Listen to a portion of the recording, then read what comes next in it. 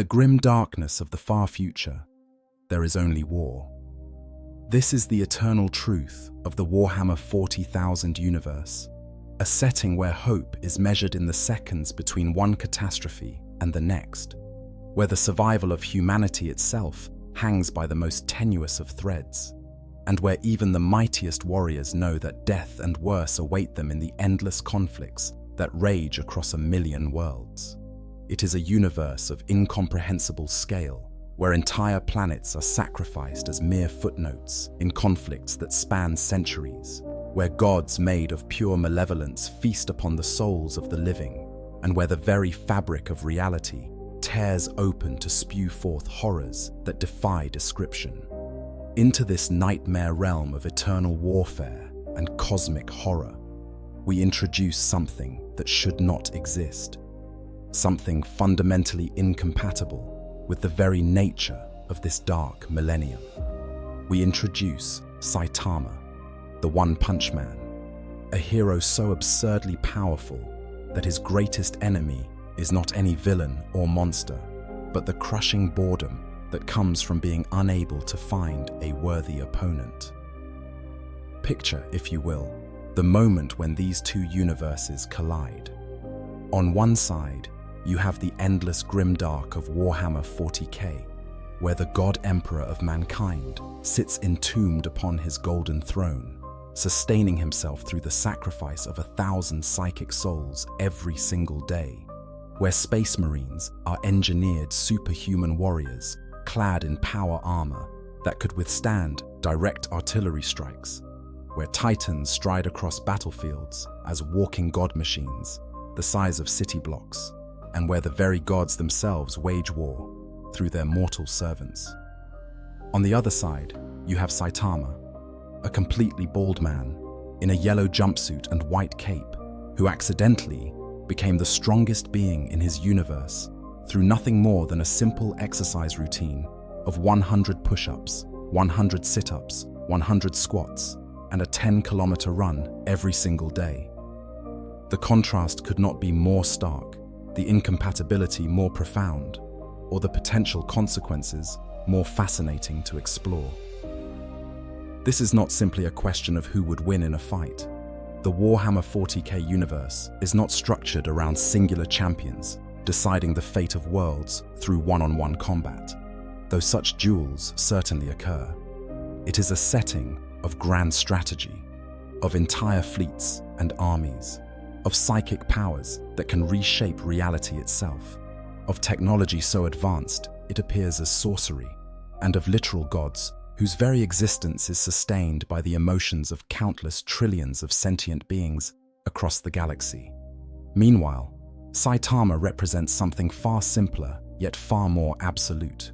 He is a hero who has transcended all conventional limits, whose power is not derived from any external source, who cannot be measured or categorized, and who exists as a living paradox that breaks every rule of conventional storytelling. When these two concepts meet, when absolute physical power encounters a universe designed around the principle that no one can ever truly win, something has to give. The implications of this crossover extend far beyond simple power scaling or versus debates. We are talking about what happens when a character, defined by his inability to find challenge, enters a universe where challenge is literally infinite, where victory is impossible, and where the best anyone can hope for is survival until the next disaster. We are talking about how the various factions of Warhammer 40k would even begin to comprehend or categorize something like Saitama, whose power operates on principles that have nothing to do with the warp, with technology, with divine favor, or with any other source of strength that exists within that setting. We are talking about the philosophical clash between a hero who saves people because it is the right thing to do, and a universe where doing the right thing often requires committing atrocities that would make lesser beings go mad from the guilt alone. Throughout this exploration, we will delve deep into both universes, examining their fundamental rules, their most powerful entities, and their underlying philosophies. We will consider multiple scenarios for how Saitama might arrive in the Warhammer 40k galaxy, how various factions would respond to his presence, and what consequences his actions might have on the eternal stalemate that defines the setting. We will explore whether his physical might, which has proven capable of feats ranging from casual moon jumping to accidentally destroying a gas giant with a sneeze, could stand against the reality-warping powers of chaos gods, the incomprehensible technology of the Necrons, or the unified psychic might of the tyrannid hive mind. Most importantly, we will examine whether a hero whose defining characteristic is his inability to lose could maintain that nature in a universe literally designed around the principle that everyone eventually loses. Understanding Saitama's impossible power. To properly explore how Saitama would function within the Warhammer 40k universe, we must first understand exactly what makes him so fundamentally different from virtually every other character in fiction. Saitama is not simply strong, he is not merely powerful. He exists as a complete subversion of every conventional power scaling system, every progression mechanic, and every narrative structure that defines how strength is supposed to work in superhero fiction. His power is not the result of cosmic radiation, alien biology, divine blessing, advanced technology, or intense training that took decades to perfect. Instead, according to his own account, he gained his abilities through approximately 3 years of what can only be described as a moderately intense workout routine that any dedicated athlete could theoretically perform. The disconnect between the simplicity of his supposed training and the absoluteness of his power is itself part of what makes him such a fascinating character. The true nature of Saitama's strength was partially explained by Dr. Genus, one of the most brilliant scientific minds in his universe. Genus theorized that every living being has what he called a limiter, an artificial cap placed upon their potential by either God or the fundamental laws of nature itself. This limiter prevents creatures from growing too powerful, from losing their sense of purpose and reason, from transcending beyond what they were meant to be. Most beings never even approach their limiter. Some, through extreme circumstances or deliberate effort, can push against it, becoming stronger than normal, but never actually breaking through. Monsters, according to Genus's theory, are beings who have transformed themselves in an attempt to surpass their limiter, trading their humanity or sanity for power, but never actually achieving true transcendence. Saitama, however, did something that should have been impossible. Through sheer determination, through pushing his body past every warning sign and every limit day after day after day, he did not merely push against his limiter or try to surpass it. He completely removed it. He broke through to a realm where limits simply do not apply to him anymore. The implications of having no limiter are staggering when you truly consider them. Saitama does not have a maximum power level that can be measured or quantified. He does not operate on a scale where you can say he is this many times stronger than a normal human, or capable of exerting this much force. His strength, his speed, his durability, his stamina, all of these attributes exist in a state beyond measurement because they are not constrained by any cap whatsoever. When he fought Cosmic Garu, an opponent who had been empowered by God itself and who could copy and match Saitama's power perfectly, we witnessed something remarkable. Garu could indeed copy Saitama's strength at any given moment, creating what should have been an eternal stalemate. But Saitama's power was growing exponentially during the fight itself, accelerating with every exchange, increasing at a rate that Garu's copying ability simply could not keep pace with. Within moments, Saitama had left his opponent so far behind that the battle became completely one-sided, despite Garu theoretically having the ability to match him. The feats that Saitama has demonstrated throughout his story provide us with some baseline understanding of his capabilities, though it is crucial to remember that he has never, not even once, actually tried his absolute hardest. When he leaped from the surface of the moon back to Earth, he was not exerting himself. He was simply trying to return home. The force of that jump left a massive crater on the lunar surface, and he covered the distance between the Moon and Earth in a matter of seconds, calculating the trajectory and force required with perfect precision, despite having no formal training in such matters. His serious punch against Lord Boros, one of the few times he has acknowledged using more than casual effort, did not merely defeat his opponent. The shockwave from that punch parted clouds on a global scale, visibly affecting weather patterns across the entire planet. And yet, even this was not his full power. Boros himself recognized before his death that Saitama had been holding back throughout their entire fight, never actually going all out, even in what should have been his most serious battle. More recently, during his confrontation with Cosmic Garou, Saitama demonstrated feats that dwarf even these impressive displays. He sneezed, and the force of that sneeze, an involuntary bodily function that he could not control or moderate, was sufficient to blow away a significant portion of Jupiter's mass. He destroyed a gas giant, one of the largest planets in his solar system, with a sneeze. This was not an attack. This was not him trying to accomplish anything. It was the equivalent of you or me sneezing while having a conversation. Except when Saitama did it, a planet-sized chunk of Jupiter ceased to exist. Later in that same fight, he used a technique taught to him by Garou to manipulate particles on a subatomic level, something he had just witnessed for the first time, and he not only replicated it perfectly, but improved upon it to the point where he could travel backward through time itself.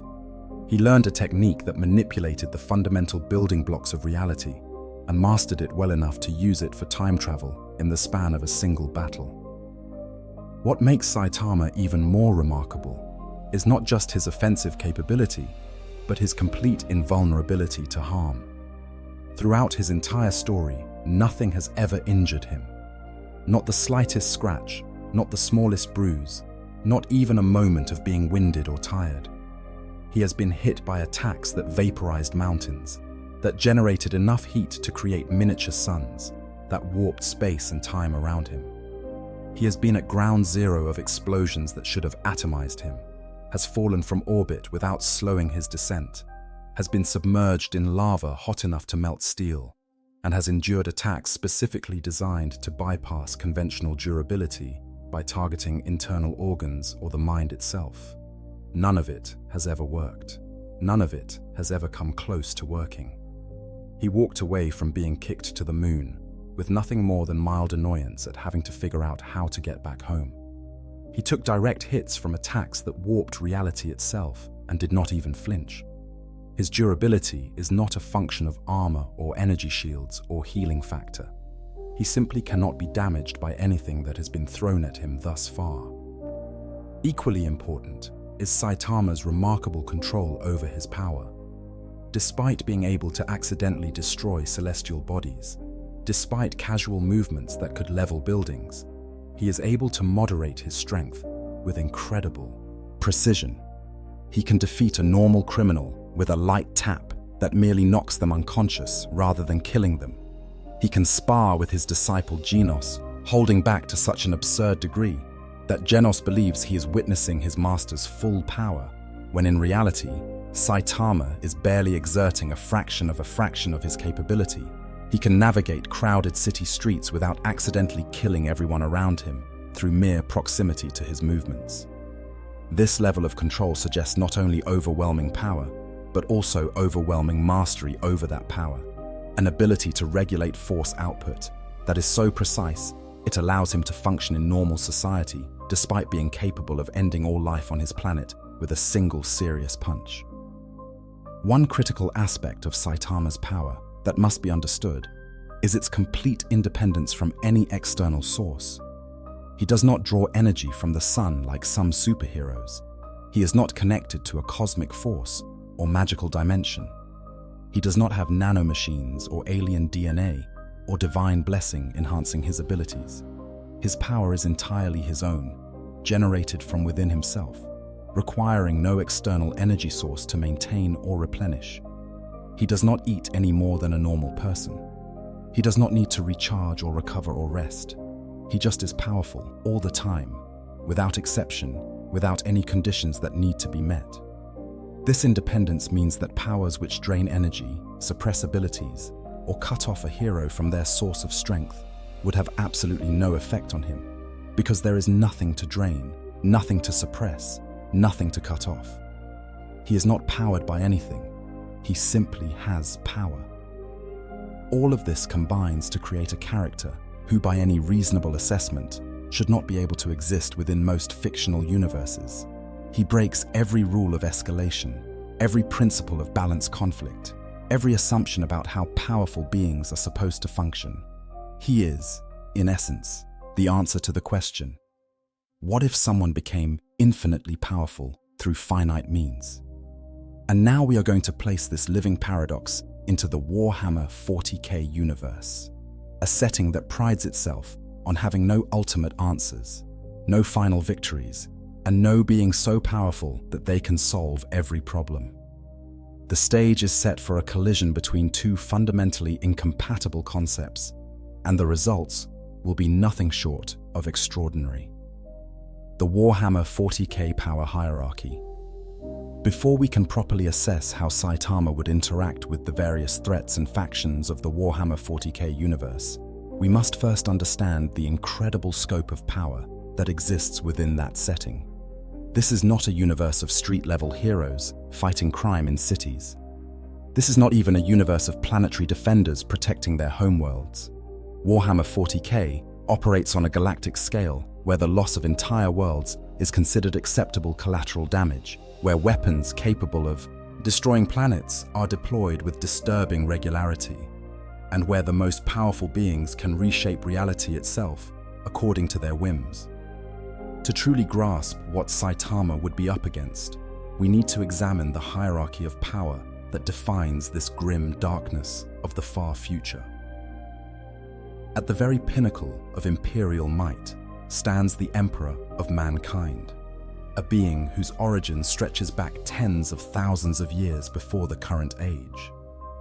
The Emperor is not simply the most powerful human psyker to ever live. He represents something far beyond conventional measurement. Born from the collective sacrifice of countless human shamans who saw the rising threat of chaos and sought to create a being powerful enough to guide humanity through the darkness to come, the Emperor possesses psychic abilities that dwarf even the mightiest of his Primarch sons. His power is so immense that even while interred upon the Golden Throne, more dead than alive, sustained by the sacrifice of 1,000 psykers every single day, he maintains the Astronomicon, a psychic beacon so powerful it pierces through the warp itself and allows Imperial ships to navigate across the galaxy. He simultaneously holds back the full attention of the four Chaos Gods, beings of nearly unlimited power who desperately want to consume Terra and destroy the Imperium. He guides his faithful through the Emperor's tarot, communicates across light years, shields his servants from corruption, and maintains the barriers that keep reality intact across much of the galaxy. The Emperor's combat abilities, demonstrated during his confrontation with Horus at the end of the Horus Heresy, showed him capable of wielding power that literally unmade his enemy on a fundamental level. When he finally unleashed his full might against Horus, empowered as he was by all four Chaos Gods simultaneously, the Emperor's psychic attack did not merely kill his corrupted son. It obliterated him so completely that not even the Chaos Gods could reconstruct or resurrect him. The Emperor could manipulate time itself, perceiving events at speeds that made even the enhanced reaction times of his Primarch sons seem sluggish by comparison. He could project flames that were stolen from the Chaos Gods themselves, fires that burned not just physical matter, but the very essence of warp-spawned beings. His precognitive abilities allowed him to see millennia into the future, planning strategies and contingencies that would only bear fruit thousands of years later. Before his internment, he walked among normal humans while wearing a psychic mask that made each person see him as the perfect representation of whatever they considered divine or inspiring, demonstrating control over perception itself that operated on a planetary scale. Beneath the Emperor stand his creations, the 20 Primarchs, each of whom was designed to be the ultimate general, the perfect warrior in their respective specialization. The Primarchs are not simply large, humans or even enhanced humans in the way that space marines are.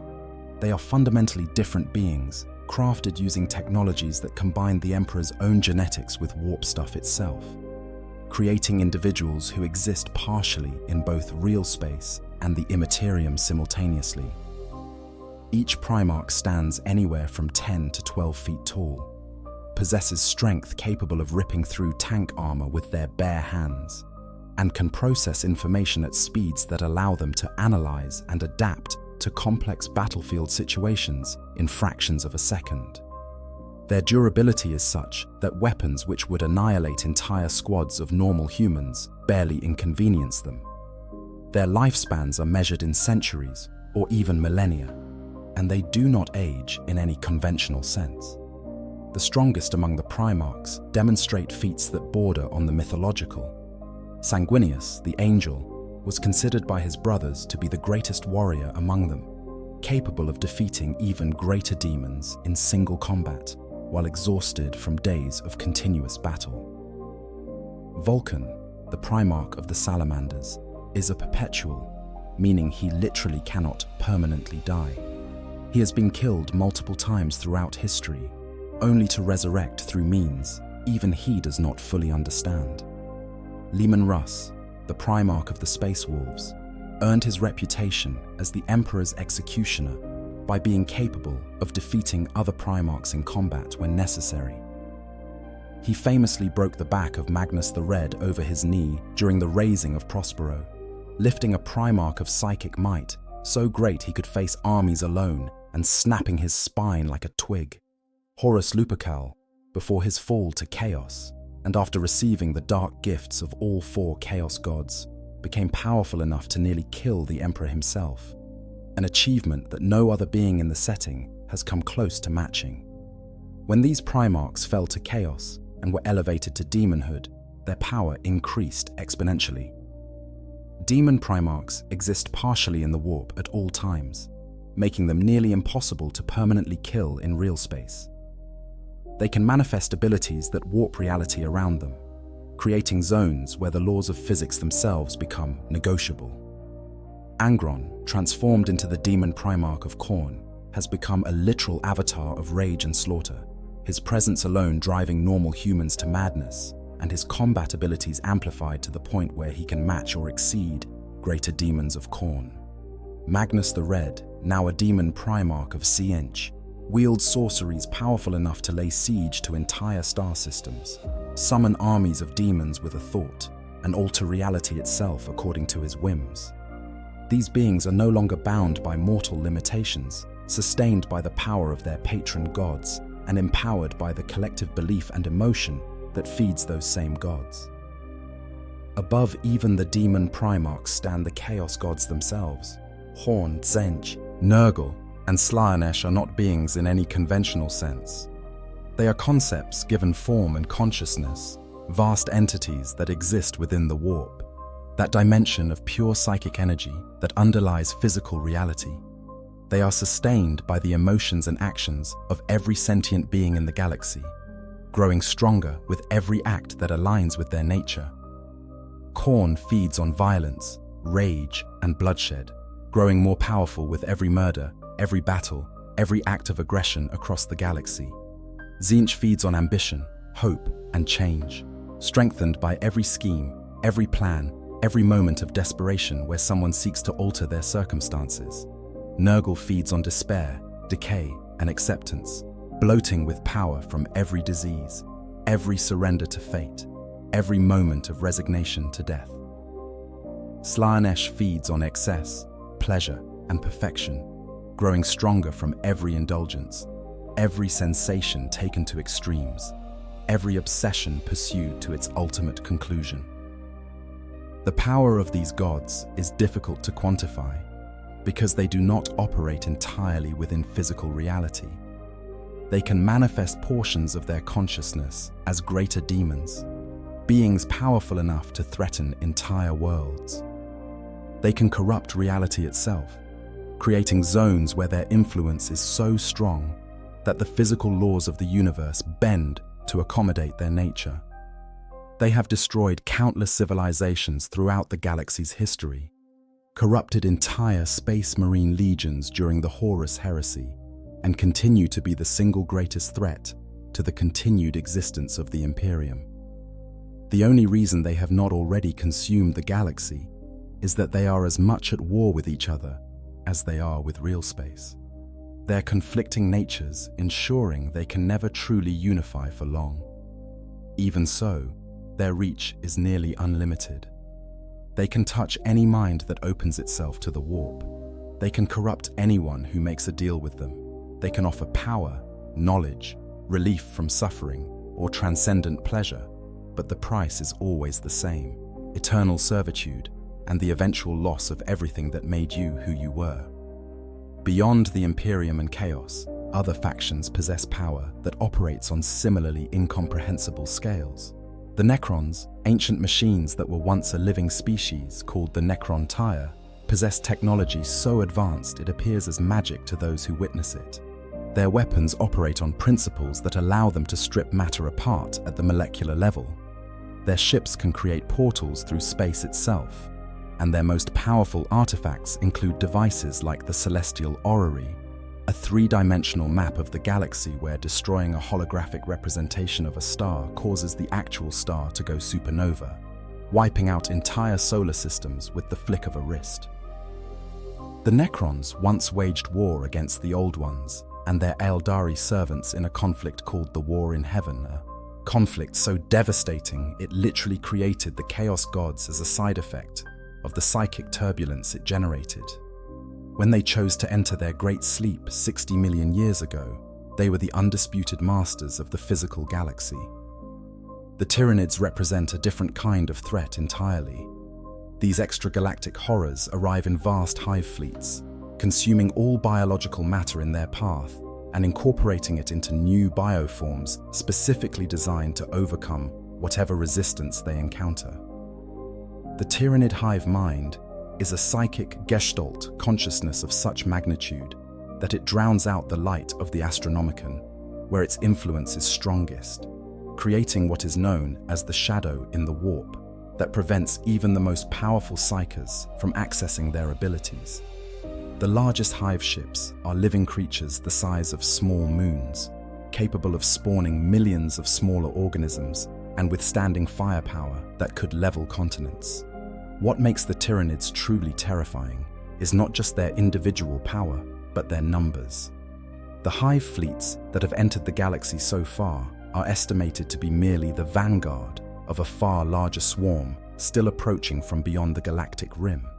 A swarm so vast that if every man, woman, and child in the Imperium was armed and fighting, they would still be outnumbered. The Orcs present yet another unique threat, because their power is not based solely on their physical might or technology, though they possess both in abundance.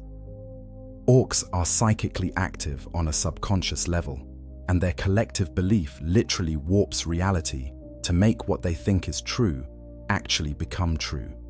If enough Orcs believe that painting something red makes it go faster, then vehicles painted red genuinely do move at higher speeds when operated by Orcs. If they believe that a particular warboss is the biggest and strongest, then that warboss actually becomes physically larger and more powerful. This reality-warping belief extends to their technology, allowing them to create weapons and vehicles that function through a combination of actual engineering and psychic willpower. A sufficiently large Warg, a great gathering of Orcs united under a powerful warboss, can become a threat to entire sectors, with billions or even trillions of greenskins swarming across worlds in an unstoppable tide of violence. The scale of warfare in Warhammer 40k reflects these incredible power levels. Titans, the god machines of the Adeptus Mechanicus, are walking weapons platforms that stand between 15 and 55 meters tall, mounting weapons capable of vaporizing tanks, leveling city blocks, or creating miniature suns. An Imperator-class Titan, the largest and most powerful standard pattern, carries enough firepower to level cities and can house entire populations on its back. These machines are considered sacred by the Mechanicus, each containing a machine spirit of such complexity it borders on actual artificial intelligence, and they are deployed only when the fate of worlds hangs in the balance. Yet even these mighty engines of war are merely tools in conflicts that span not just worlds, but entire systems and sectors. The weapons used in 40k warfare are equally staggering in their destructive potential. Exterminatus, the order to completely sterilize a planet of all life, can be carried out through various means, all of them absolutely devastating. Cyclonic torpedoes burrow into a planet's crust before detonating with enough force to crack the tectonic plates and trigger volcanic eruptions across the entire surface. Atmospheric incinerators superheat the air to the point where everything on the planet's surface is incinerated in a global firestorm. Two-stage virus bombs release genetically engineered pathogens that kill everything organic before a second stage ignites the resulting gas buildup, consuming the entire atmosphere. The fact that Exterminatus is considered a conventional tool of Imperial policy, used hundreds, if not thousands of times throughout the Imperium's history, speaks to the scale of threats they regularly face. This, then, is the power hierarchy that Saitama would be entering. A universe where gods are real and actively hostile, where the sacrifice of billions is considered acceptable if it buys time for the rest of humanity to survive, where weapons that can destroy worlds are routine military equipment, and where the most powerful beings can reshape reality itself through will alone. A universe where endless war has raged for 10,000 years without resolution, where neither side can achieve total victory, where the best hope is survival until tomorrow. Into this nightmare of galactic-scale horror and incomprehensible power, we introduce a bald man in a yellow jumpsuit who just wants to be a hero for fun. The stage is set. Let us examine what happens next. First contact. How does Saitama arrive? Before we can explore the consequences of Saitama's presence in the Warhammer 40k universe, we must first consider the mechanisms by which he might arrive there in the first place. This is not a trivial question, because the method of his arrival could significantly impact how various factions perceive him and respond to his presence.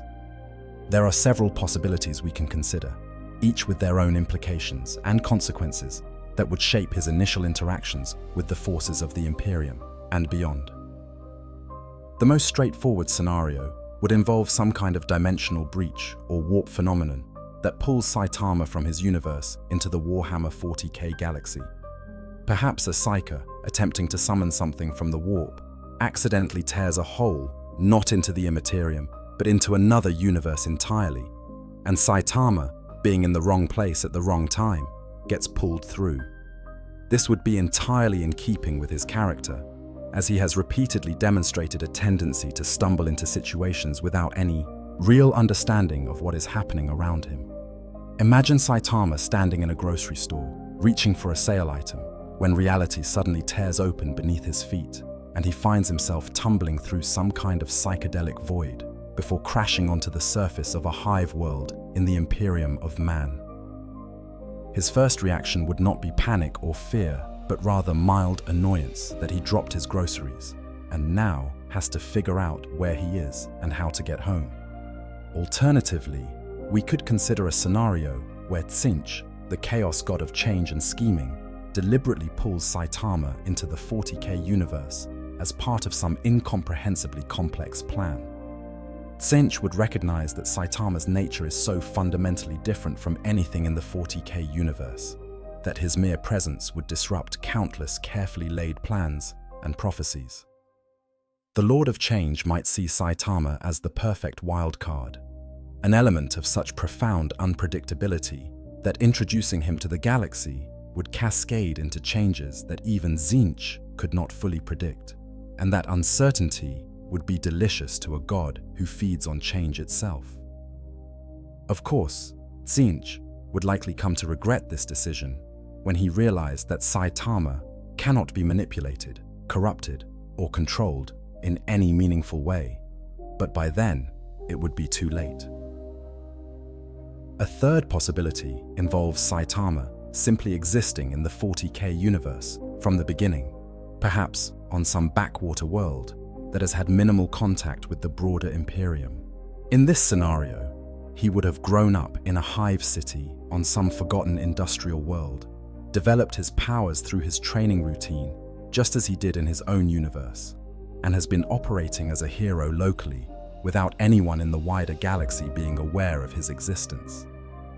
This version would allow for a more gradual introduction of Saitama into the wider conflicts of the setting, as his actions eventually draw the attention of the Imperium, the Inquisition, or other factions. Perhaps he saves his world from a Tyranid invasion single-handedly, and suddenly every major power in the galaxy wants to know who and what he is. Regardless of how he arrives, Saitama's first encounter with the Imperium would likely involve confusion on both sides, though for very different reasons. Saitama would be confused because he finds himself in a universe that looks nothing like his own, where the technology is simultaneously more advanced and more archaic than what he is used to, where people worship a corpse on a golden throne as their god, and where everyone seems to be perpetually at war with everything else. The Imperium, meanwhile, would be utterly bewildered by Saitama, because he defies every category they have for understanding powerful beings.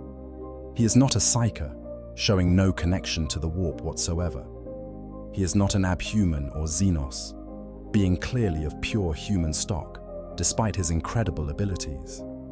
He is not a product of Imperial genetic engineering, lacking all the augmentations and modifications that define Space Marines and other enhanced warriors.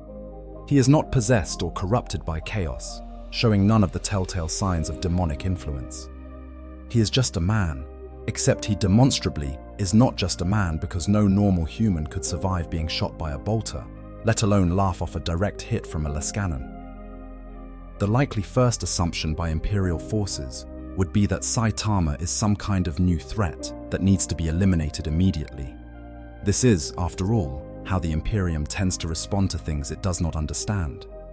A squad of Imperial guardsmen or a PDF unit would probably encounter him first, attempting to detain him for questioning. When he easily shrugs off their weapons, refusing to be hurt by lasgun fire, or even more serious armaments, the situation would escalate rapidly. Local authorities would call for backup, and heavier forces would be deployed. Perhaps a squad of Space Marines would be sent to investigate this apparent superhuman who has appeared from nowhere and seems impervious to normal weapons.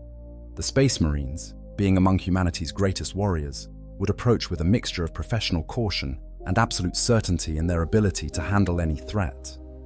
They would attempt to subdue Saitama, probably starting with non-lethal methods and rapidly escalating when those prove completely ineffective. This is where things would get interesting, because Saitama has a very specific moral code when it comes to fighting. He will not seriously harm humans unless they prove themselves to be truly evil, or unless holding back would endanger innocence. When facing the Space Marines, he would recognize them as warriors trying to do their duty, protecting their people from what they perceive as a threat. He would not want to kill them, which means he would be pulling his punches to an absurd degree. However, even Saitama pulling his punches to avoid killing someone is still vastly beyond what Space Marine armor is designed to withstand. Imagine a Space Marine sergeant, a veteran of 100 battles, attempting to engage this strange bald man in melee combat. The sergeant's power fist comes down with enough force to pulverize concrete, and Saitama catches it with one hand without budging an inch. The sergeant activates his combat knife, knowing that the monofilament edge can cut through nearly anything, and swings at Saitama's neck. The blade shatters against his skin without leaving a mark. The Space Marine would attempt to analyze the situation, running through every possible explanation his centuries of training and experience could provide. Is this a demon? No, demons radiate warp presence, and this individual shows none. Is this some kind of Xenos bioform mimicking human appearance? Possibly, but it shows no signs of Tyranid, Orc, or any other known alien physiology. Is this a rogue psyker whose abilities have manifested in unprecedented ways? The sergeant would attempt psychic wards and anti-psyker protocols, all of which would have absolutely no effect, because Saitama's power has nothing to do with the warp. Eventually, after exhausting every conventional option and finding themselves completely unable to harm or even slow down this bizarre individual, the Space Marines would be forced to report back to their chapter that they have encountered something genuinely outside their experience, something that might require intervention from higher authorities. This report would make its way up the chain of command, eventually reaching the Inquisition. The Inquisitors, whose job is to root out threats to humanity that others cannot handle, would take immediate interest in reports of an individual who can shrug off bolter fire, whose power seems unlimited, who cannot be detected by any known means, and who defies every category of threat they have encountered before. They would dispatch their most experienced agents, likely including one or more Inquisitors, with decades or centuries of experience dealing with the strange and unexplainable. These Inquisitors would attempt to study Saitama from a distance first, observing his behavior, trying to determine his motives and capabilities without engaging directly. They would quickly realize that he does not behave like any threat they have encountered before. He is not trying to spread corruption, not attempting to gather followers, not seeking power or territory or wealth. He mostly seems to be trying to find a grocery store and figure out where he is. The Inquisition's response to this situation would likely be divided based on the philosophical leanings of the Inquisitors involved. The Puritan faction would argue that anything this powerful and this inexplicable must be destroyed immediately, regardless of whether it has shown hostile intent. They would advocate for extreme measures, possibly even exterminatus, of whatever world Saitama is currently on, sacrificing millions to eliminate a potential threat they cannot understand or control. The radical faction might see opportunity instead, wondering if this incredible power could somehow be harnessed or directed against the Imperium's enemies. They might attempt to make contact, to negotiate, to see if Saitama could be convinced to aid humanity against the myriad threats it faces.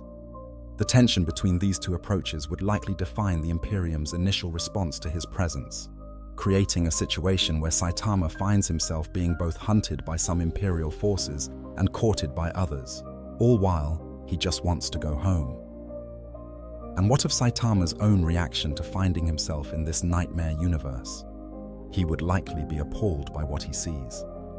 The Imperium of Man is not a heroic organization saving the innocent. It is a brutal fascist theocracy that sacrifices countless lives to maintain its existence, that treats human life as merely another resource to be expended, that burns entire worlds when they become inconvenient. The sheer scale of suffering in the Imperium would probably horrify someone like Saitama, who became a hero specifically to help people. He would see children being taken from their families to be tested for psychic powers, those with even minor abilities being shipped off to Terra to fuel the Golden Throne with their life force. He would see planets where billions toil in hive cities, never seeing sunlight, working until they die in factories producing weapons for wars they do not understand. He would see the Imperium's brutal response to dissent, to mutation, to anyone who dares question the orthodoxy of the Imperial Creed. And he would probably say, in that understated way of his, "This seems pretty bad." This fundamental disconnect between Saitama's values and the Imperium's methodology would create immediate friction. Saitama is not interested in the greater good arguments that justify Imperial atrocities. He does not care about strategic necessity or the survival of the species as a whole, if that survival requires becoming monsters themselves. He would see Space Marines purging civilians who have been exposed to chaos corruption and would step in to stop it, not understanding that those civilians are likely to transform into writhing abominations if left alive. He would see the Inquisition preparing to virus bomb a world to prevent a genestealer cult from spreading, and would object, not grasping that the alternative is letting that world become a beacon for a tyrannid hive fleet that will consume entire sectors. His simplistic moral code, which works perfectly well in his own universe, where threats are generally straightforward and villainy is obvious, would clash violently with the complex moral calculus required to survive in Warhammer 40k. This first contact period would set the tone for everything that follows. Saitama would establish himself as a wildcard, an unknown quantity that cannot be controlled, predicted, or eliminated through conventional means. The Imperium would recognize that they have a serious problem on their hands, a being of immense power who does not play by any rules they understand, and who cannot be forced to comply through the usual methods of threat and coercion. Other factions would begin to take notice as well, drawn by reports of this strange individual who has disrupted Imperial operations. And Saitama himself would begin to understand that he is in a place very different from his home, where being a hero is far more complicated than simply punching bad guys until they stop being bad. The stage would be set for conflicts that would test not just his power, but his principles, forcing him to grapple with moral questions that have no easy answers in a universe designed around the principle that there are no good choices, only necessary evils, and their terrible consequences. Saitama versus Imperial forces, when unstoppable meets insufficient, having established Saitama's presence in the Warhammer 40k universe and his initial chaotic introduction to Imperial authority, we must now explore what happens when the Imperium decides that this unknown superhuman represents too great a threat to be allowed to roam freely. The Imperium of man does not negotiate with what it perceives as existential threats. It does not offer compromises to beings that defy its ability to categorize and control. When conventional methods fail, as they inevitably would against someone like Saitama, the Imperium escalates. And escalation in the 40k universe means deploying levels of force that would be considered apocalyptic in most other settings. The first serious attempt to contain or eliminate Saitama would likely involve the deployment of multiple Space Marine squads, possibly even an entire company, if initial engagements proved his capabilities to be as absolute as reported. These would not be ordinary Space Marines, but specialists, Terminators in tactical dreadnought armor, veterans of centuries of warfare, equipped with weapons designed to kill the most dangerous enemies humanity faces. They would be supported by heavy weapons teams, carrying plasma cannons capable of producing miniature suns, las cannons that can cut through tank armor like paper, and multi-melters that superheat targets to the point of instant vaporization. The tactical assessment would be simple. If overwhelming conventional firepower cannot stop this target, then they must determine his vulnerabilities through direct engagement before recommending more extreme measures. The battle would begin with long-range fire. Devastator squads, positioned kilometers away, would open up with everything they have. Lascannon beams, each containing enough energy to punch through spaceship hulls, would lance through the air towards Saitama. Heavy bolter rounds, explosive-tipped projectiles the size of a grown man's fist, would saturate the area where he stands. Plasma bursts, containing matter heated to temperatures found in stellar cores, would streak toward their target. All of this firepower, enough to level several city blocks and kill thousands of normal humans, would be directed at one bald man standing in what used to be a quiet section of a hive city. And Saitama would stand there, slightly confused about why everyone is shooting at him, as all of this devastating firepower impacts his body and accomplishes absolutely nothing. The Space Marines, watching through targeting arrays and Auspex scans, would have no frame of reference for what they are seeing. Even beings known for incredible durability in the 40k universe are not completely impervious to damage. Even greater demons can be banished through sufficient firepower. Even demon primarchs can be wounded, even if only temporarily. But Saitama would not show even the slightest indication that he has been hit by anything at all.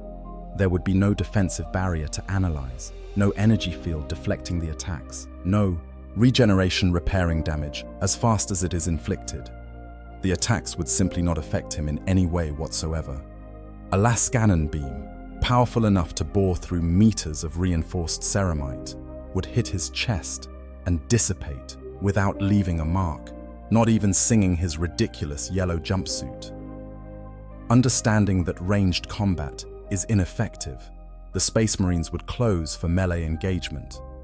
This is where their true expertise lies after all. Assault squads would descend on jump packs, their chainswords revving, their combat doctrines honed through centuries of fighting the galaxy's most dangerous close combat specialists. Sword Brethren and Honor Guard, wielding power weapons whose energized blades can cut through nearly anything, would charge forward with the absolute certainty that their weapons, blessed by the chapter's chaplains and maintained with religious devotion by the Tech Marines, would be sufficient to end this threat. They would be wrong, but they would not realize this until their weapons shattered against Saitama's skin. Imagine the perspective of a veteran Space Marine captain, a warrior who has led his brothers through 1,000 battles against orcs, Tyranids, and Chaos Space Marines. His power sword, a weapon that has slain greater demons and carved through dreadnought armor, strikes Saitama's shoulder with all the force his enhanced musculature and power armor can provide. The captain would feel the blade make contact, would expect to see it shear through flesh and bone as it has done countless times before. Instead, the power sword shatters. The energized blade, capable of cutting through reality itself on a molecular level, breaks like glass against skin that should not be able to withstand such force. The captain would stare at the broken weapon in his hand, his centuries of experience and training providing no explanation for what just happened, and in that moment, he would understand that they are not facing an enemy they know how to fight. But Space Marines are not mere humans. They do not break and run when faced with the incomprehensible. They adapt, they endure, they find a way to overcome. The captain would order his brothers to implement combat doctrine Theta 7 Omega, reserved for enemies whose durability exceeds all conventional means of damage. Librarians, the psychic warriors of the Space Marines, would step forward to employ their most devastating abilities. These are not mere parlor tricks or simple telekinesis. A Space Marine librarian can hurl lightning that tears apart vehicles, can crush opponents through force of will alone, can set fire to the air itself through the manipulation of ambient energy. They would focus their combined psychic might on Saitama, attempting to either destroy him directly or compromise his defenses long enough for conventional weapons to prove effective. And this, paradoxically, would be the best chance the Space Marines have to actually affect Saitama in some way. Not because psychic powers are inherently superior to physical force, but because we have no definitive answer about whether Saitama has any defense against purely mental attacks that bypass physical durability entirely. In his own universe, he has resisted telekinesis through sheer willpower, but the psychic abilities in Warhammer 40k operate on different principles than Esper powers in One Punch Man. A librarian attempting to set Saitama on fire psychically would find their attack dissipating harmlessly. But what about an attack that targets his mind directly, attempting to shut down his consciousness or overload his nervous system? The honest answer is that we do not know, because Saitama has never faced such an attack in his own series. However, based on how his power functions, it seems likely that even psychic attacks would prove ineffective. Saitama's resistance to damage appears to be absolute rather than conditional. He does not have high physical durability that could theoretically be bypassed by targeting his mind or soul instead. He simply cannot be harmed, period. His ability to resist Tatsumaki's psychic grip, overwhelming telekinetic force that can manipulate objects weighing thousands of tons, suggests that his imperviousness extends beyond the merely physical. If psychic powers function through the application of force, whether that force is physical, mental, or spiritual in nature, then Saitama's removed limiter would logically make him immune to all such applications. He is not resisting the attacks through any active defense. He is simply beyond their capacity to affect. The Space Marine librarians, expending tremendous amounts of psychic energy in their assault, would achieve nothing. Their minds would touch something they cannot comprehend, an existence that should not be possible according to every principle of psychic understanding they possess. Saitama shows no presence in the warp, no psychic signature whatsoever, and yet he stands there completely unfazed by attacks that should have reduced him to ashes or driven him insane. The librarians would report this impossibility back to their captain, and the captain would be forced to make the most difficult recommendation of his career. They need to call for exterminatus. Exterminatus, the complete sterilization of a planet, is not undertaken lightly, even by the standards of the Imperium. It represents a failure to preserve one of humanity's worlds, a tragedy that is only justified when the alternative is worse.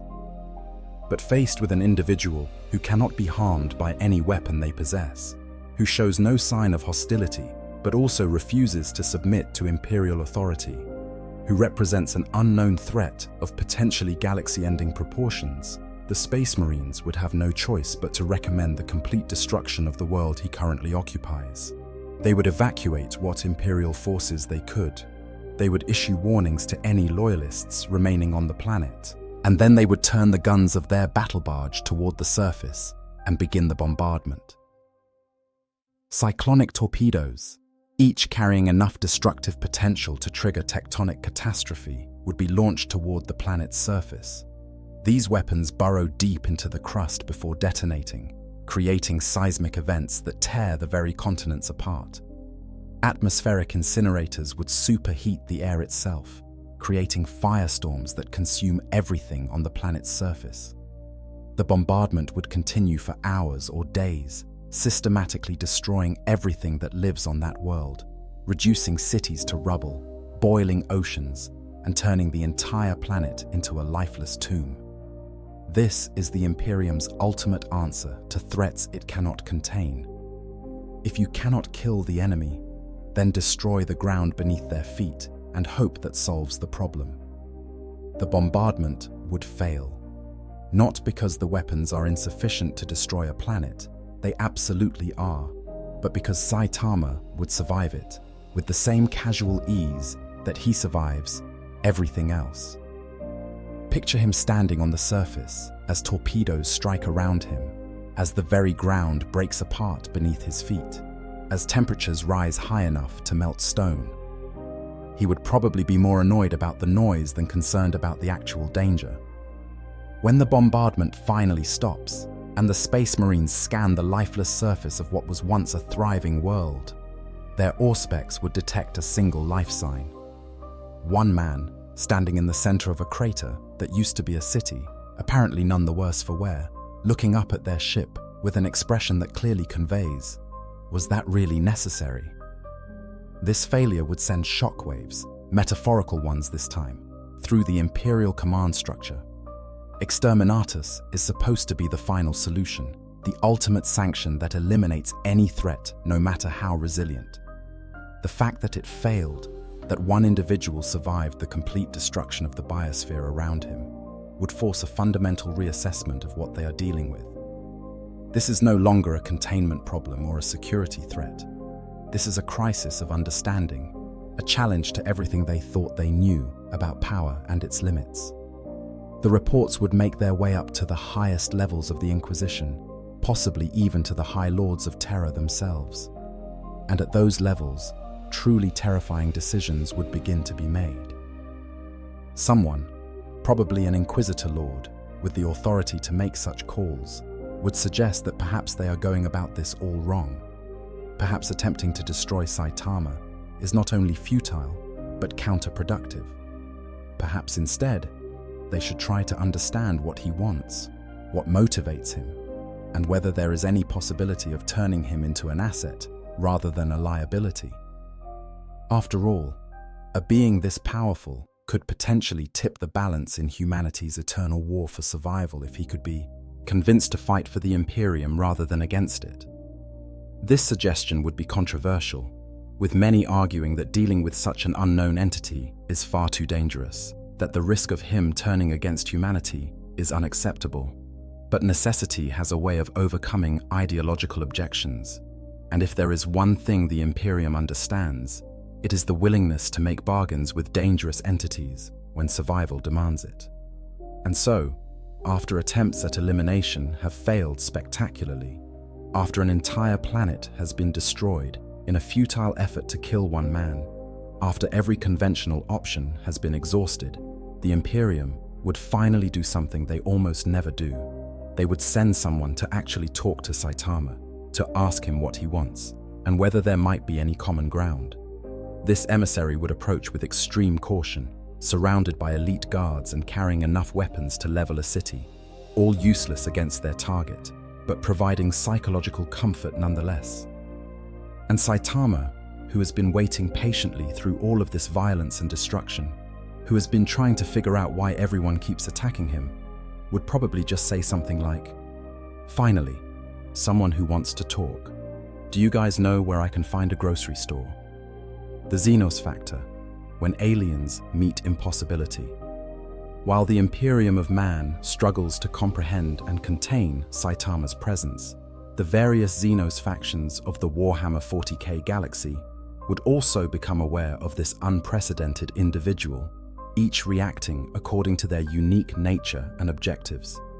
Unlike the relatively straightforward Imperial approach of identify, categorize, and destroy if necessary, the alien civilizations of the 41st millennium possess radically different philosophies, abilities, and methods that would shape their interactions with someone who defies all conventional understanding.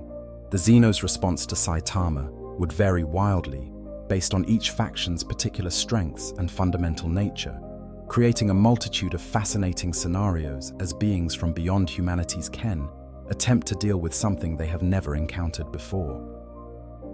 The Orcs represent perhaps the most interesting case study in how Saitama might interact with Xenos forces. Orcs do not fear, they do not retreat, they do not surrender. When Orcs encounter an enemy, any enemy, their response is universal and immediate. Wag! The Greenskins would see reports of a single human surviving exterminatus, shrugging off every weapon the Imperials could bring to bear, and their tiny orcish brains would process this information in the only way they know how. This Git is proper killy, which means he is proper tough, which means fighting him would be a right good scrap. Every warboss within parsecs would immediately begin arguing about who gets to fight Saitama first, with larger arguments potentially escalating into full-scale wags as competing orc factions battle for the honor of testing themselves against this ultimate opponent. What makes the orc response particularly fascinating is their unique relationship with reality. Orc belief literally shapes the universe around them through their collective psychic field. When millions of orcs believe that something is true, it becomes true. They believe red things go faster, so red vehicles operated by orcs genuinely do move faster.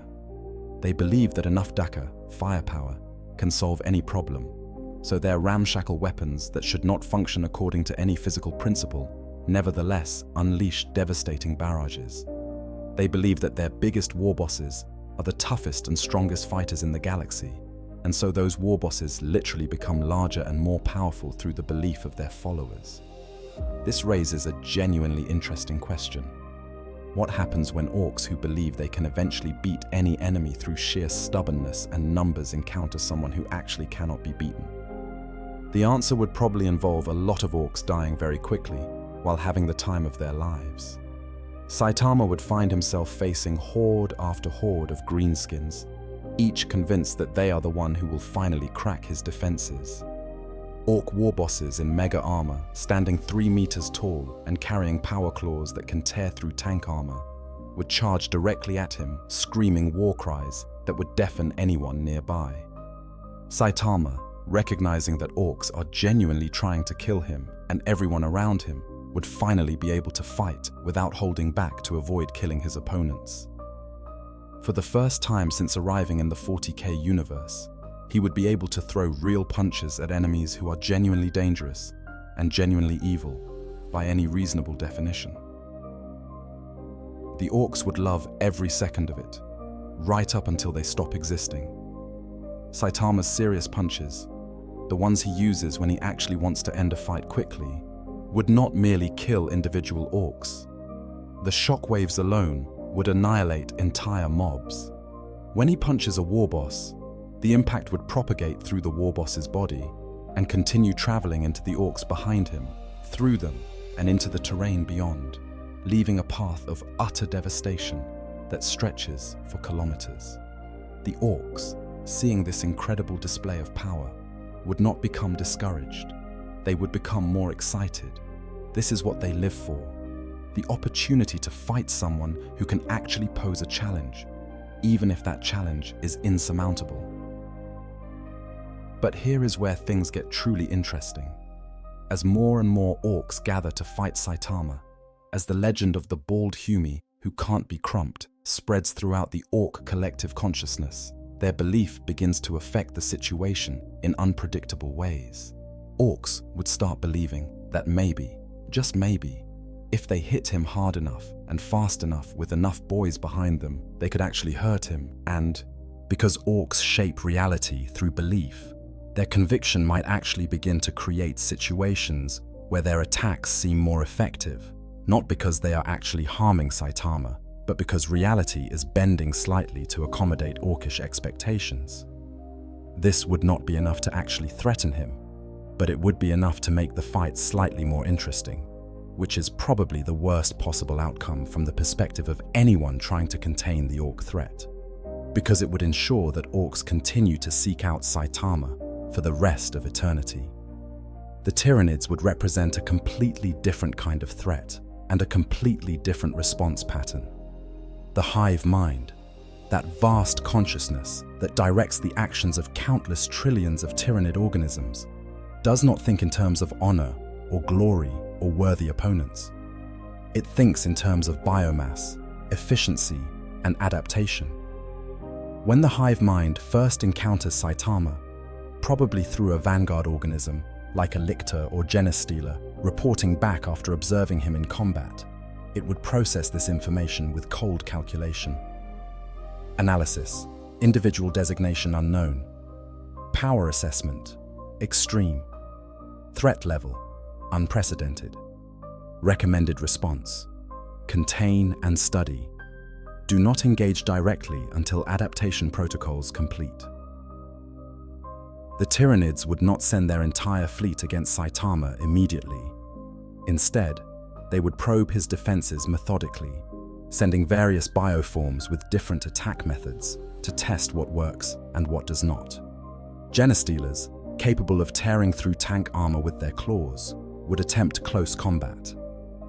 Carnifexes, living tanks weighing many tons and armed with biological weapons of terrifying variety, would test his resistance to different forms of damage. Zoanthropes, psychic Tyranid organisms, would attempt to disable him through mental assault.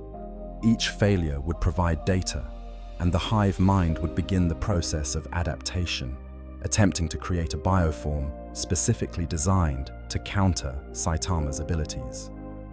The problem, of course, is that there is nothing to adapt to.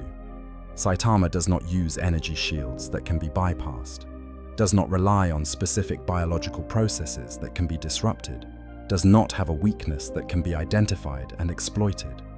He simply cannot be harmed by anything. The Tyranids, after exhausting their entire arsenal of attack forms and finding nothing effective, would be forced to make a calculation that goes against every instinct of the hive mind. This individual represents a threat that cannot be consumed and cannot be overcome. Recommended action: avoid. The hive fleets would literally route around Saitama, recognizing him as something that costs more biomass to fight than could ever be gained from victory, making him perhaps the only individual in the galaxy that Tyranids would actively try not to encounter. The Necrons, ancient machines awoken from their 60 million year slumber, would bring yet another perspective to understanding Saitama. Unlike organic species that think in terms of emotion and instinct, the Necrons process reality through cold mathematical precision. Their scanners would detect an anomaly, an individual whose physical composition reads as baseline human, but whose capabilities defy every known principle of physics. The Necron cryptex, scientist sorcerers who treat the laws of reality as mere suggestions to be circumvented through superior technology, would take particular interest in this impossibility. The Necrons possess weapons that should theoretically be capable of affecting even Saitama.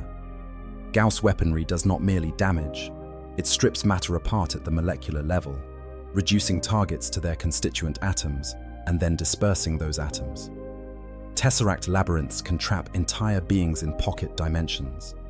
Certain shards, fragments of ancient star gods, wield powers that manipulate fundamental forces like time, gravity, and even causality itself. If anything in the 40k universe has the capability to actually challenge Saitama's absolute invulnerability, it would be Necron technology operating at the bleeding edge of what is physically possible. And yet, the Necrons would likely discover what the Imperium already learned.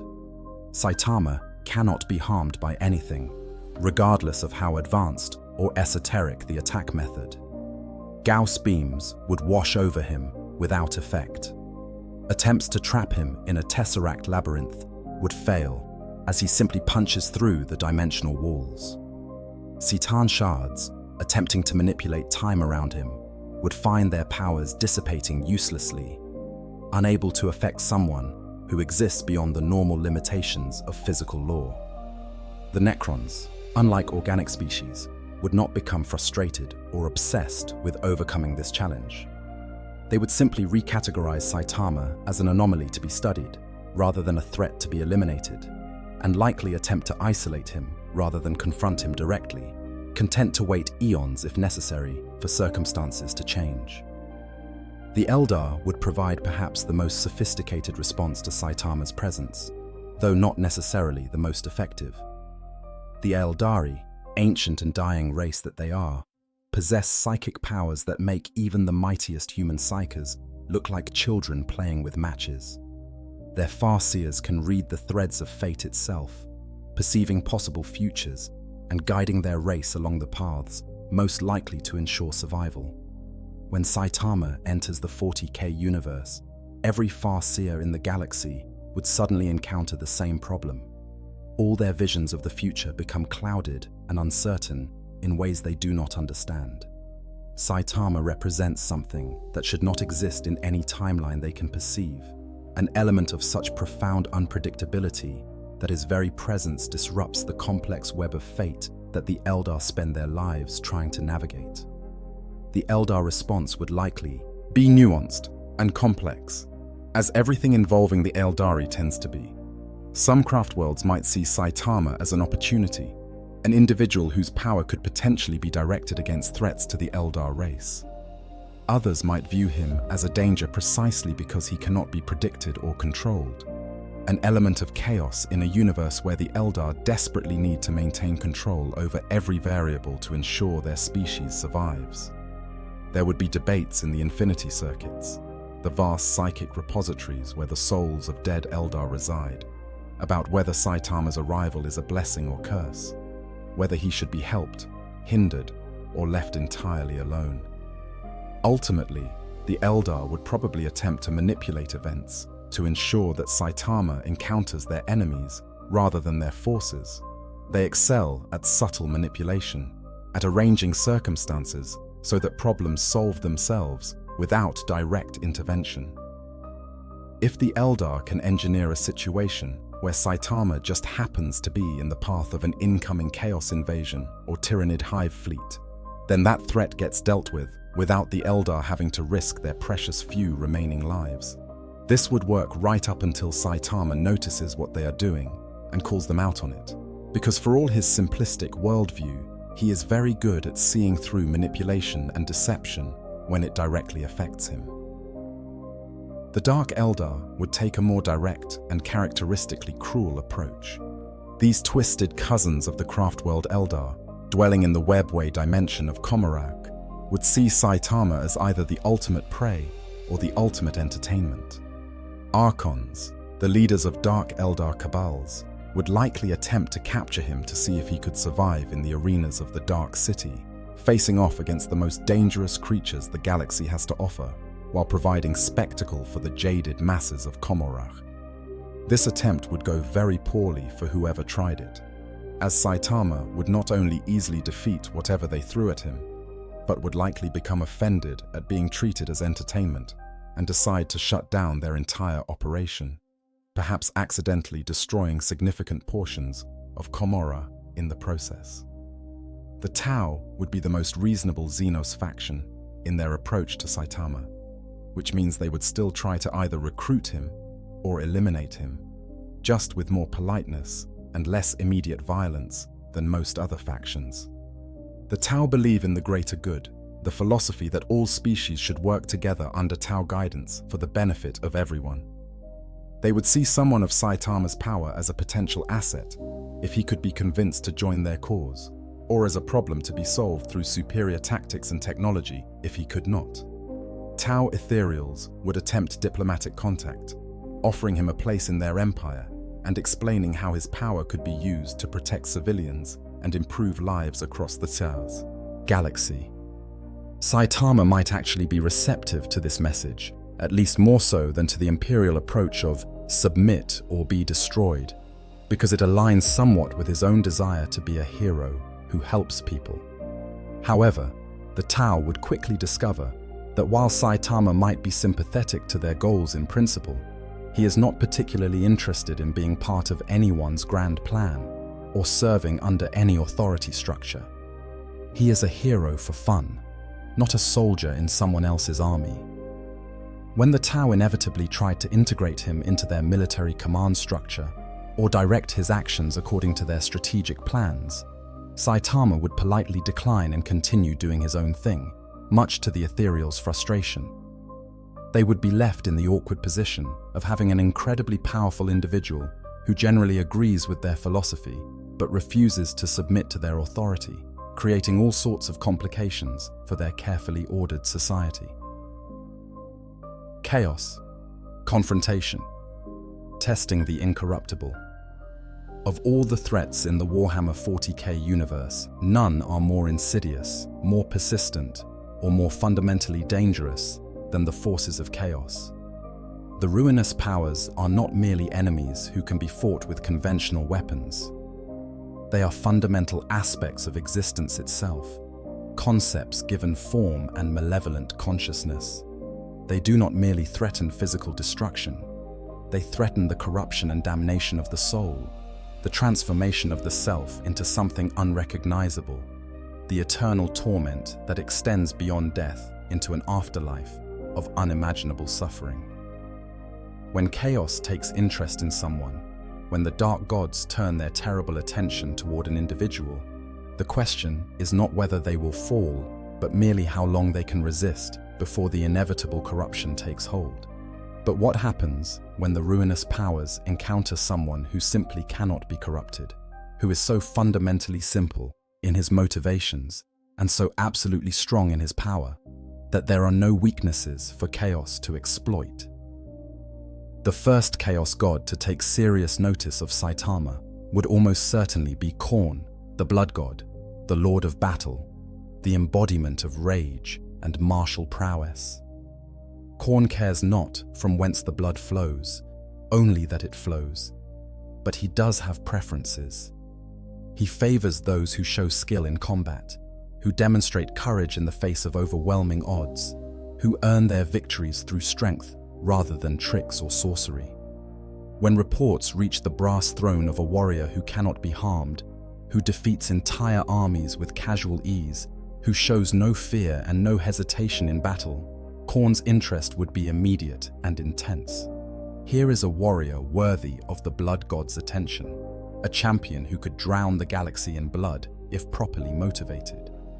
The only problem is determining how to motivate someone who already has everything he needs and wants nothing that chaos can offer. Khorne would begin by sending his demons to test Saitama's mettle in combat. Bloodletters, lesser demons of Khorne, armed with swords that can cut through reality itself, would manifest in real space specifically to challenge this legendary warrior. They would attack with all the fury and skill of entities that have been killing since before humanity learned to make fire, and Saitama would obliterate them with casual backhand slaps that send them screaming back into the warp. Bloodthirsters, greater demons of Khorne, who can match titans in single combat, would descend with wings of flame and axes that have ended gods. Saitama would look at these towering monstrosities, these avatars of war and murder, and would probably just punch them once. Just once, and they would be banished back to the warp, their physical forms dissipating as the fundamental energy that comprises them is scattered across the Imperium. After several such defeats, after watching his greatest champions being casually destroyed by someone who clearly is not even trying, Horn would try a different approach. He would offer Saitama the one thing that the Chaos Gods actually excel at providing: a true challenge. Through intermediaries or direct psychic contact, if Saitama somehow proves susceptible to it, Horn would make his proposition clear. Serve the Blood God, and you will have access to opponents worthy of your strength. Champions of the other gods, legendary warriors from across the galaxy, even the demon primarchs themselves could be arranged as opponents. You seek a good fight, and I can provide an eternity of such fights, each one better than the last. All I ask in return is your service, your strength turned toward my goals rather than your own aimless wandering. Saitama's response would probably be something like, "Thanks, but no thanks, I'm good." Because here is the fundamental problem with trying to tempt Saitama. He genuinely does not want what Chaos is offering. He did not become strong to serve anyone. He became strong because he wanted to be a hero. The prospect of eternal warfare, which Khorne presents as the ultimate reward, is to Saitama merely a somewhat more interesting version of his current existence. But it comes with the cost of abandoning his principles and becoming a servant of evil. Saitama may be simple in his worldview, but he is not stupid, and he can recognize evil when he sees it. Khorne represents everything Saitama would oppose: mindless slaughter, the glorification of violence for its own sake, the corruption of strength into tyranny. The answer would be no, delivered with the same casual finality that Saitama brings to ending fights.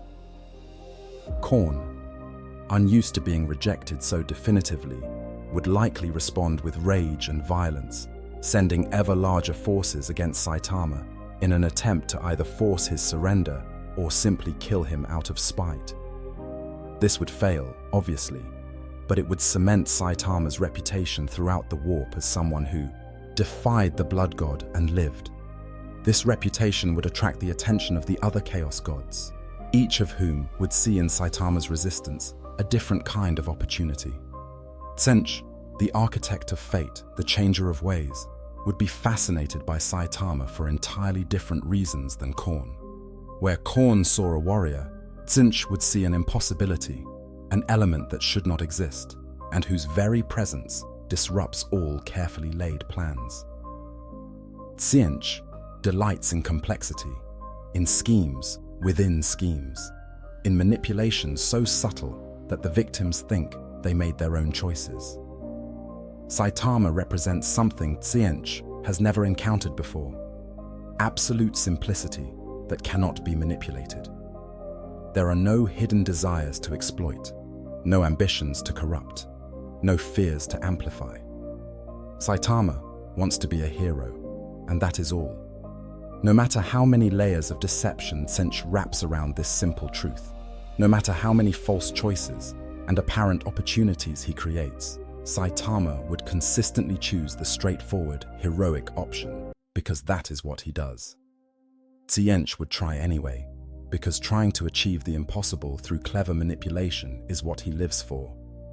The Lord of Change would arrange circumstances designed to force Saitama into situations where heroism requires terrible choices, scenarios where saving one world requires allowing another to fall, situations where preventing one catastrophe enables an even worse disaster down the line. The classic trolley problem multiplied by 1,000,000 and given cosmic stakes. Tzeentch would expect Saitama to agonize over these choices, to become paralyzed by indecision, to eventually compromise his principles in ways that would create the smallest crack in his incorruptible nature that Tzeentch could then exploit. Instead, Saitama would probably just say, "Why don't I save both?" and then proceed to do exactly that through the application of overwhelming force to problems that were supposedly unsolvable.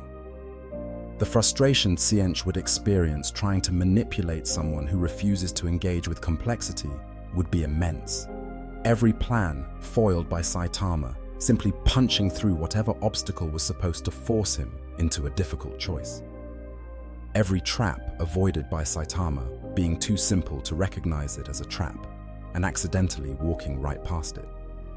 Every attempt at deception rendered meaningless by Saitama, not caring enough about the details to be deceived.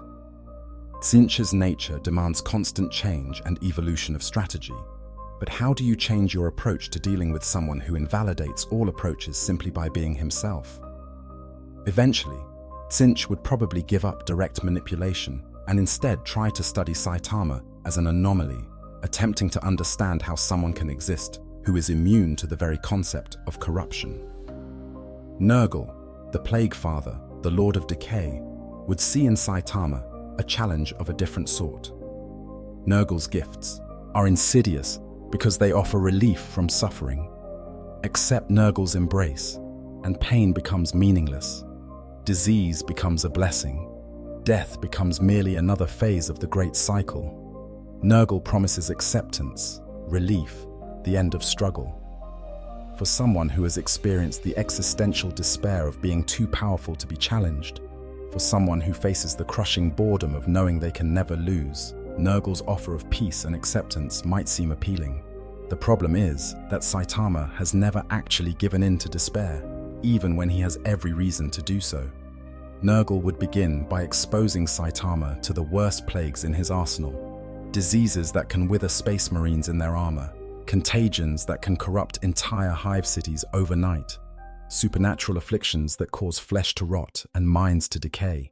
All of these would wash over Saitama without effect, because diseases require a biological process to exploit, and Saitama's body simply does not have weaknesses that can be exploited.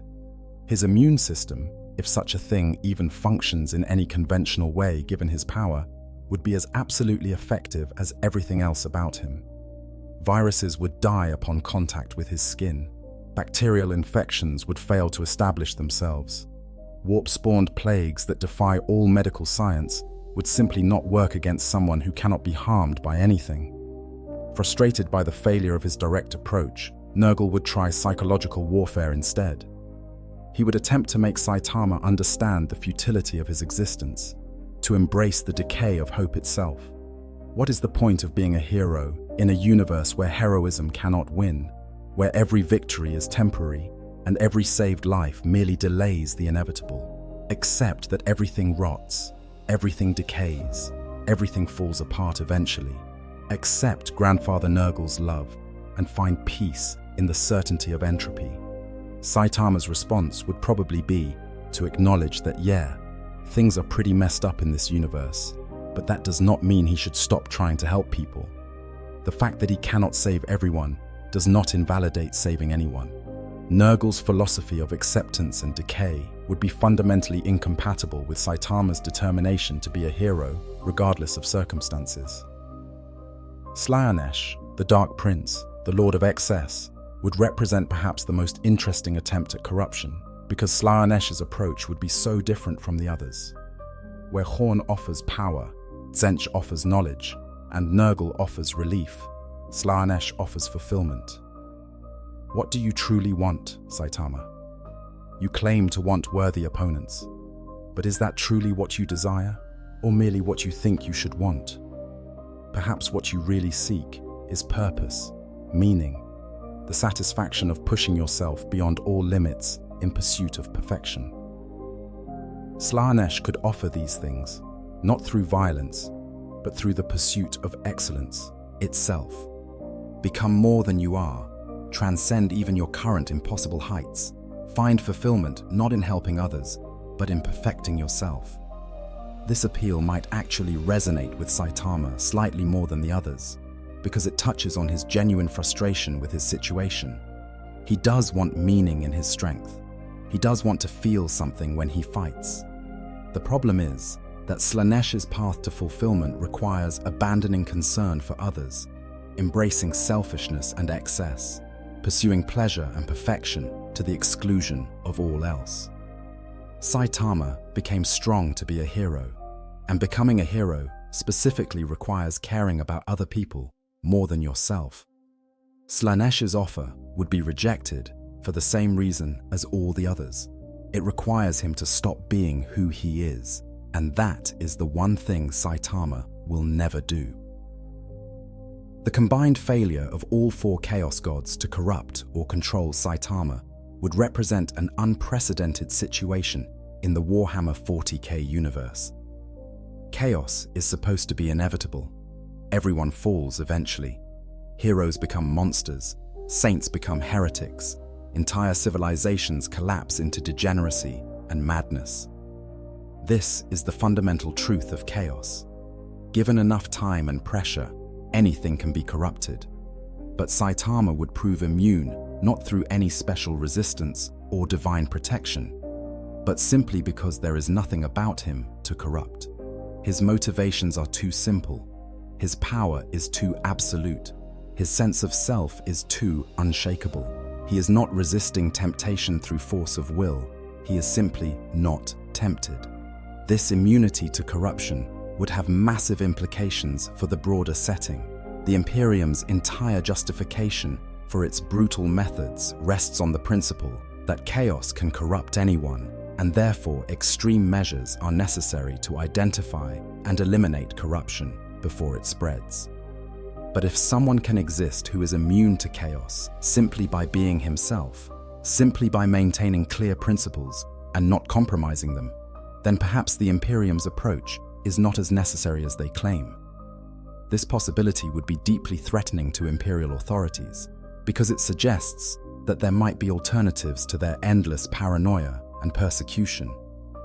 Of course, the Imperium would probably respond to this threat by doubling down on their existing methods and declaring Saitama a different kind of heretic, one whose very existence undermines the imperial truth.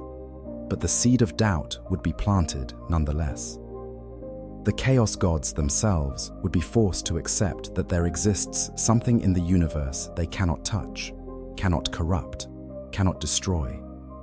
They are gods, but they are not omnipotent. And Saitama's resistance would prove their limitations in ways that nothing else could. They might continue sending forces against him out of spite or frustration, but they would eventually understand that he represents a dead end for their influence, a point where chaos simply stops working. And in a universe defined by the eternal conflict between order and entropy, between civilization and corruption, having even one point where chaos definitively fails would be a source of hope for anyone who learned of it. A reminder that the ruinous powers are not actually all-powerful, and that resistance is not futile, even if it often feels that way. The Emperor's Dilemma, when gods meet unstoppable force. Throughout all of these conflicts and encounters, through all the failed attempts by various factions to understand, control, or destroy Saitama, there would be one consciousness watching with growing interest and concern. The Emperor of Mankind, entombed upon his golden throne, maintaining his vigil over humanity while simultaneously battling the Chaos Gods in the Imperium, would be aware of this new element in his galaxy.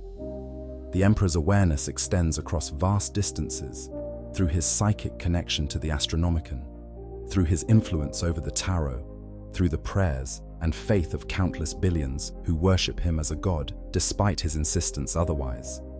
When something as fundamentally disruptive as Saitama enters the equation, when an individual appears who can casually accomplish feats that would require the full might of several Space Marine chapters, the Emperor would take notice. But what would the Emperor actually think of Saitama? This question is more complex than it might appear, because the Emperor himself is a figure of profound contradiction. He is simultaneously a being of incredible compassion who has spent 40,000 years guiding and protecting humanity, and a ruthless tyrant willing to sacrifice countless lives to achieve his goals. He understands the necessity of hope and inspiration to human survival, but he also understands that sometimes the survival of the species requires actions that would make monsters weep. He created the Primarchs as tools to unite humanity, but he also loved them as his sons, and their betrayal during the Horus Heresy was a wound that has never healed.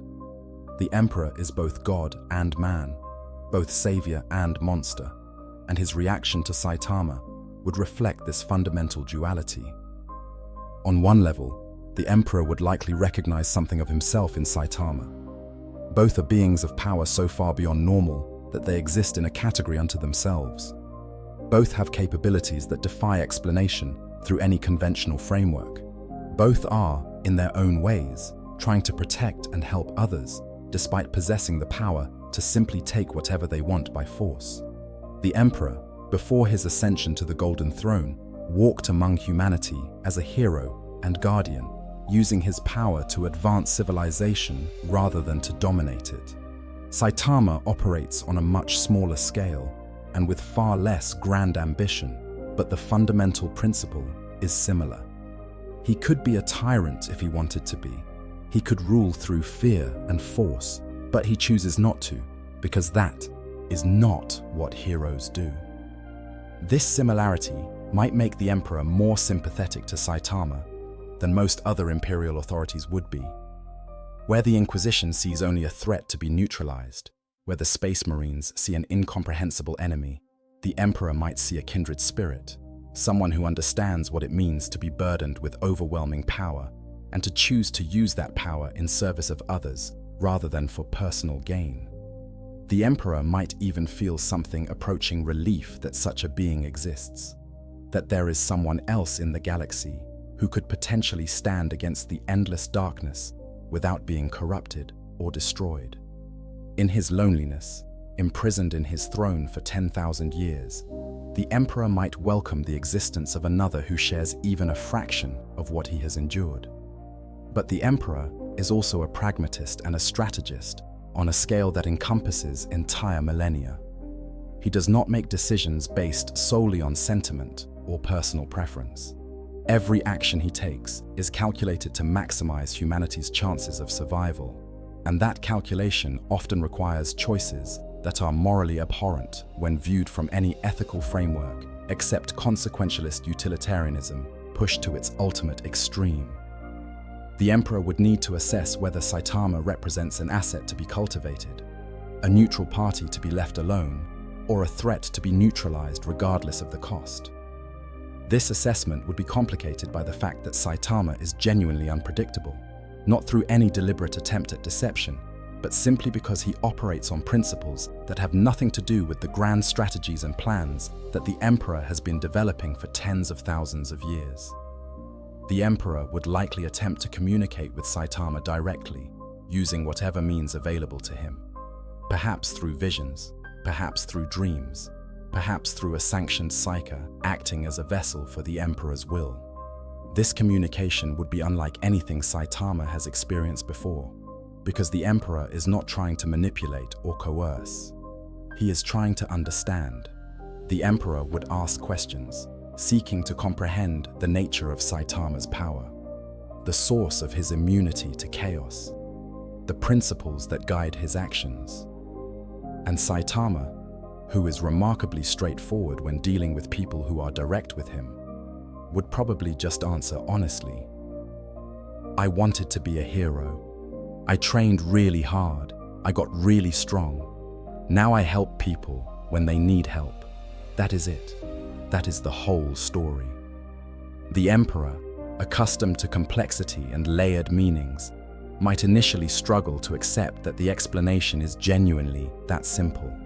Surely there must be more to it. Some hidden source of power, some ancient entity granting abilities in exchange for future service, some prophecy or destiny that explains why this individual exists.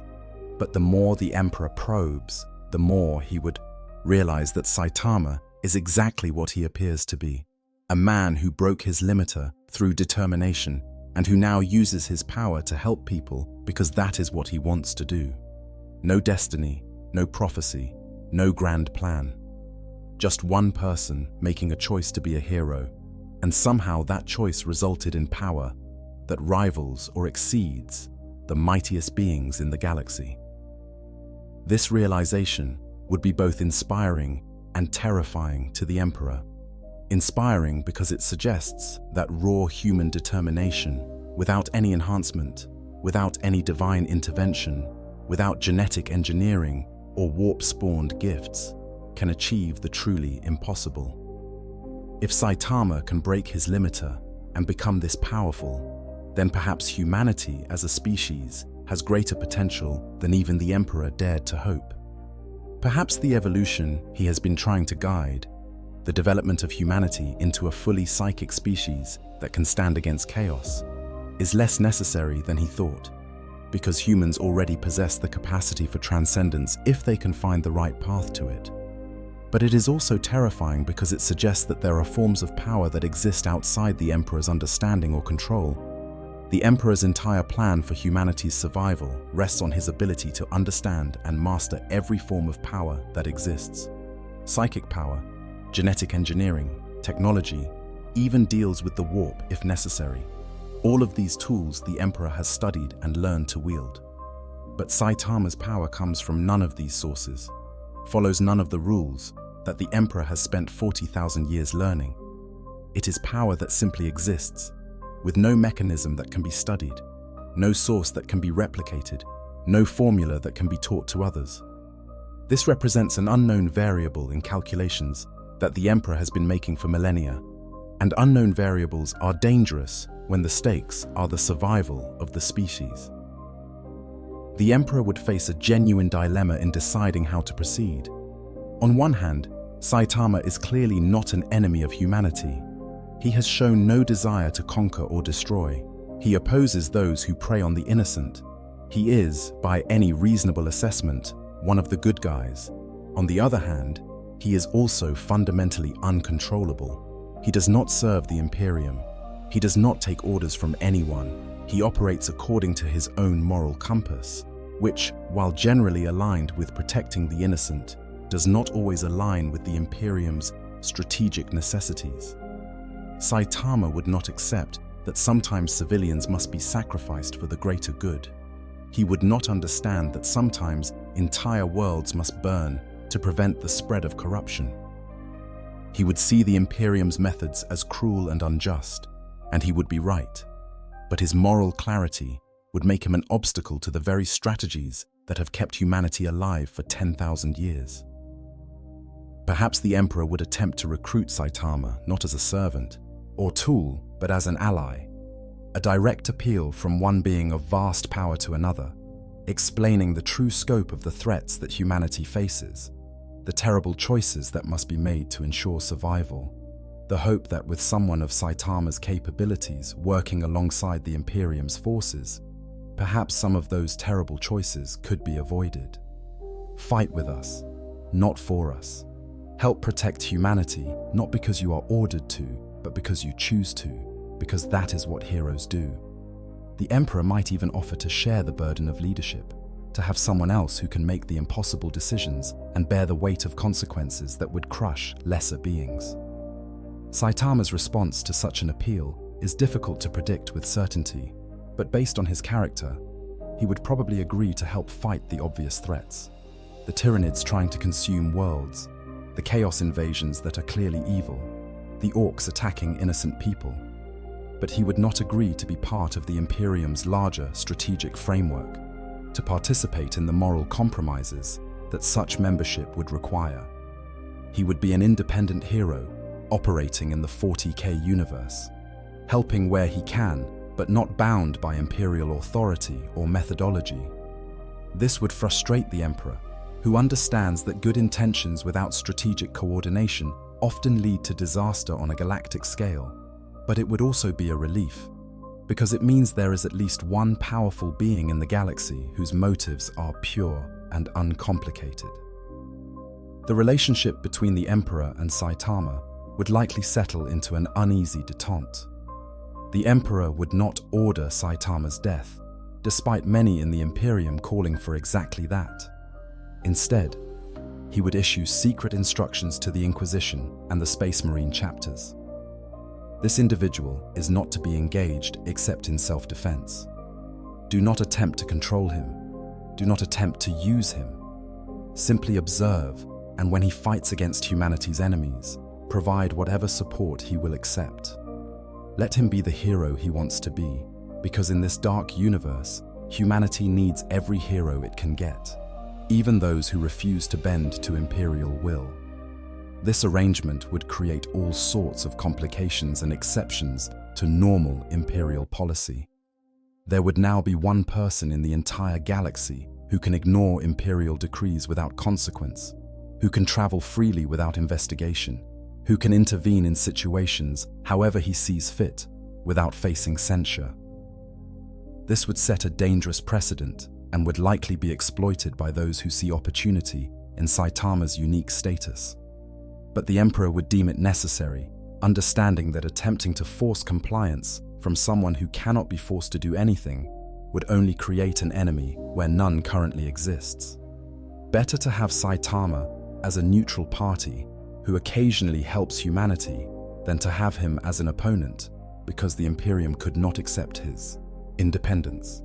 And through all of this, Saitama would likely remain blissfully unaware of the grand strategic implications of his existence. He would just be trying to find groceries and maybe figure out how to get back to his own universe, helping people he encounters along the way, because that is what he does. The Emperor, trapped on his throne, maintaining the Astronomicon, battling chaos in the warp, guiding his Imperium through crisis after crisis, would watch this simple hero going about his simple mission and might feel something he has not felt in 10,000 years. A moment of genuine humor at the absurdity of the situation. Even in the grim darkness of the far future, where there is only war, sometimes you just have to laugh at the cosmic joke of a bald man in a yellow jumpsuit, casually accomplishing feats that should be impossible while asking where the nearest supermarket is. Galactic consequences, the ripple effect of impossibility. As Saitama continues to exist and operate within the Warhammer 40k universe, as reports of his various interventions spread across the galaxy through official channels and unofficial rumors, the various factions would be forced to adapt their strategies and worldviews to account for this unprecedented element. The consequences of Saitama's presence would extend far beyond his immediate actions, creating ripple effects that alter the fundamental calculus of the endless warfare that defines the 41st millennium.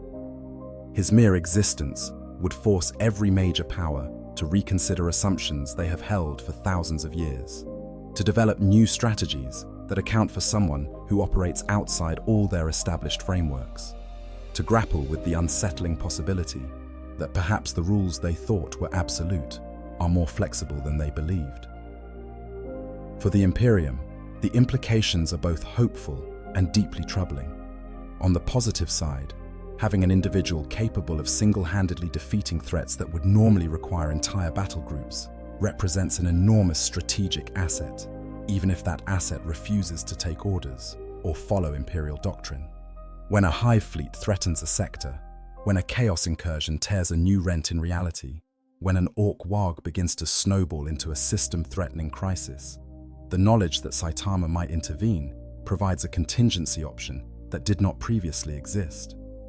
Imperial commanders might begin to factor his potential involvement into their strategic planning, not as something they can rely on, but as a variable that could change the calculus of when to retreat, when to stand and fight, when to call for exterminatus. However, Saitama's independence and his opposition to Imperial methods would create significant problems for Imperial authority. The Imperium functions on the principle of absolute obedience to the God Emperor's will, as interpreted by his representatives in the Ecclesiarchy, the Inquisition, and the Administratum. The existence of someone who openly defies Imperial authority without consequences would undermine this principle in ways that could be catastrophic for Imperial unity. Already, there would be whispers among those who chafe under Imperial oppression. If this Saitama can reject the Imperium's commands and survive, why cannot others? If he can fight for humanity on his own terms rather than the Emperor's terms, does that not suggest that there might be other ways to organize human civilization, besides the brutal, totalitarian theocracy that currently exists? These questions would terrify the High Lords of Terror and the Inquisition, because they strike at the very foundation of Imperial legitimacy. The Imperium maintains control through a combination of genuine necessity, religious fervor, and brutal suppression of dissent. If even one of these pillars is weakened, if people begin to believe that there are alternatives to the current system, then the entire structure could begin to fracture. The Imperium might survive losing dozens of worlds to Xenos invasion or chaos corruption, but it might not survive a crisis of faith in its own necessity. Saitama would become not just a military wildcard, but an ideological threat, a living example that humans can be strong and heroic without submitting to the Imperium's total control. The response to this ideological threat would vary across the Imperium's vast territories. In some sectors, local authorities might actively suppress information about Saitama, declaring it heresy to speak his name or describe his actions, attempting to maintain the fiction that all of humanity's heroes serve the Emperor in an official capacity. In other sectors, particularly those on the frontier where Imperial control is more tenuous, Saitama might become a folk hero, a symbol of resistance against tyranny, someone who proves that individuals can make a difference without needing the Imperium's permission. Cult followings might emerge, not in the worship sense, but in groups who try to emulate his independence, his moral certainty, his refusal to compromise his principles even when threatened with overwhelming force.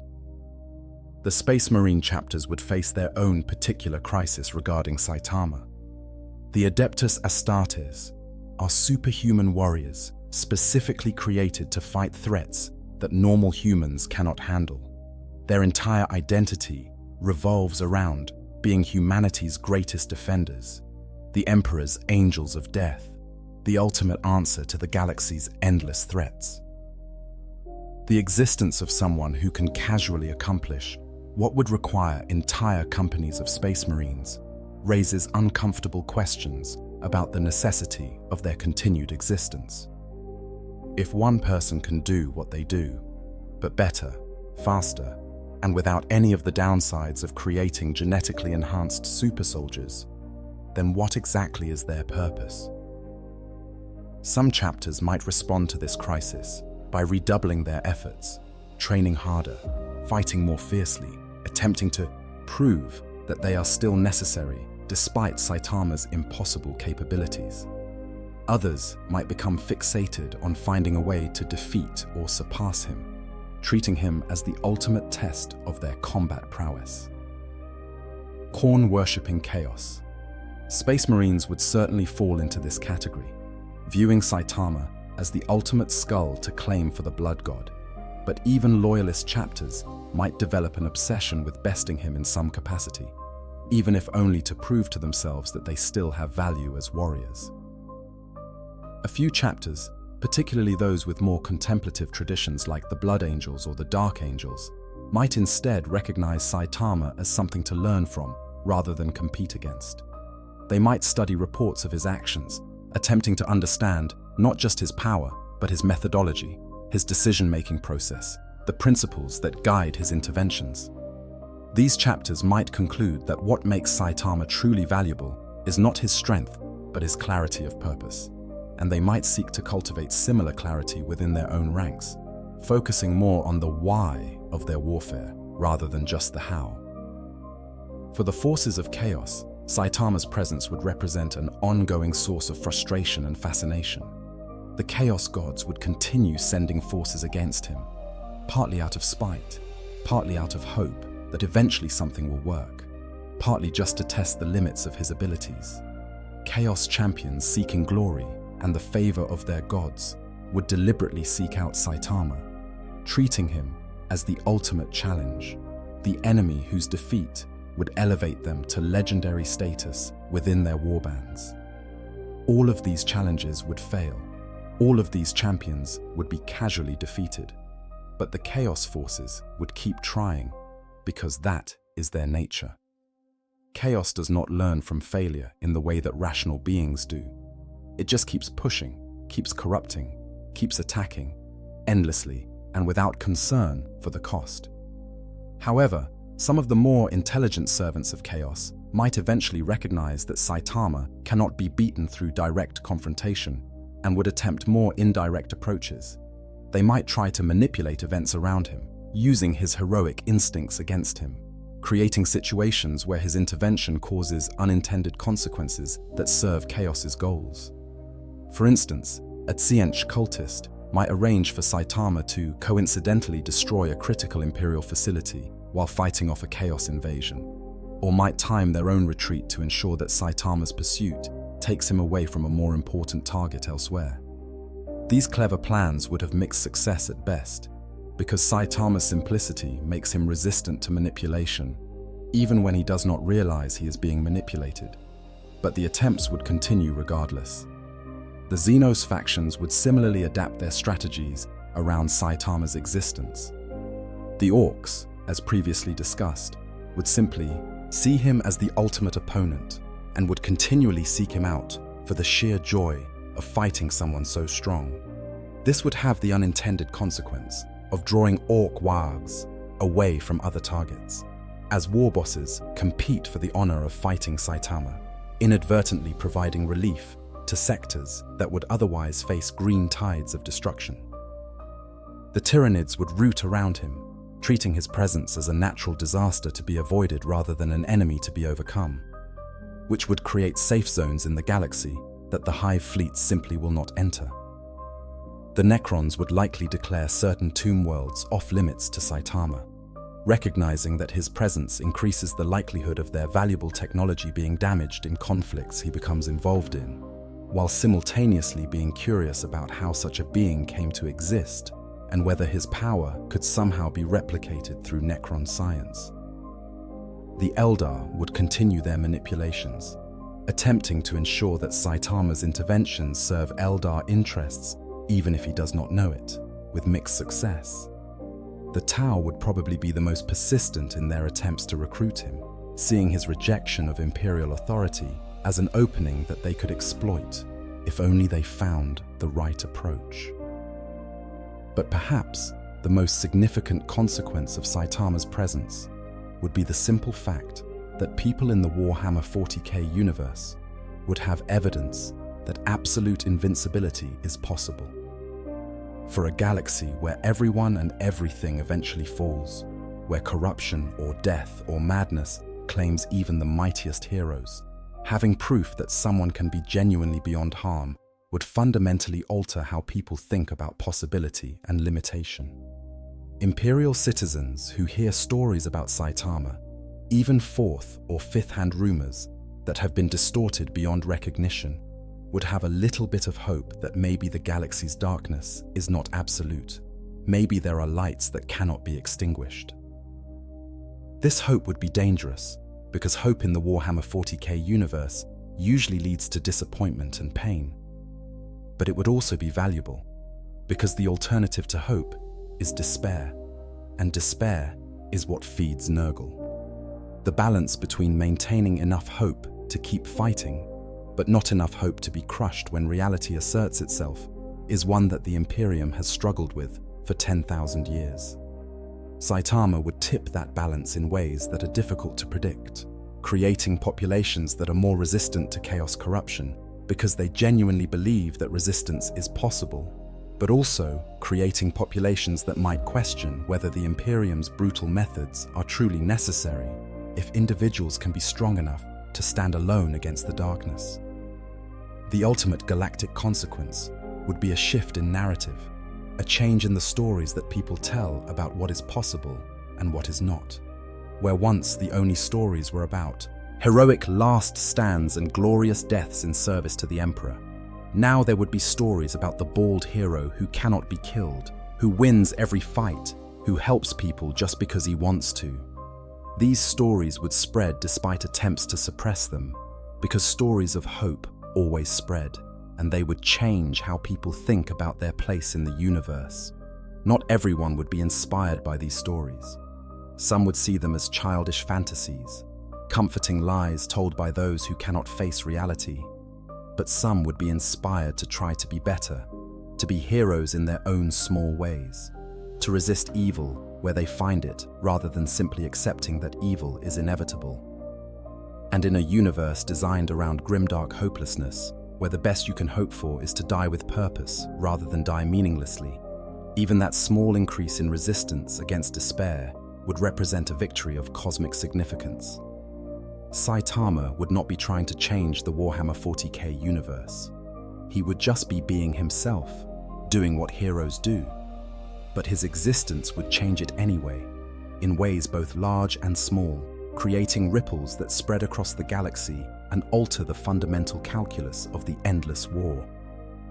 Whether those changes would be enough to actually matter in the long run, whether they could shift the balance in the eternal stalemate between order and entropy, is impossible to say.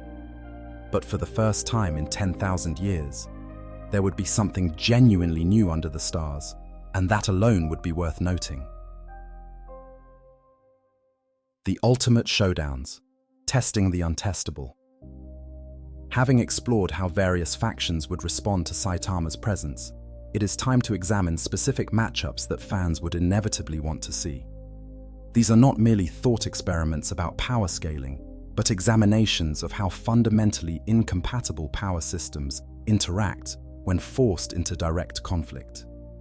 When Saitama, a being whose power operates outside all conventional frameworks, encounters the most powerful beings in the 40k universe, whose abilities are themselves often reality-defying, what actually happens?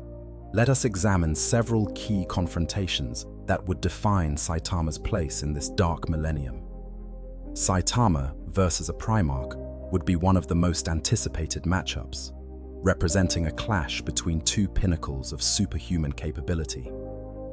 Let us imagine Saitama encountering Robute Guilliman, the currently active loyalist Primarch who serves as the Lord Commander of the Imperium.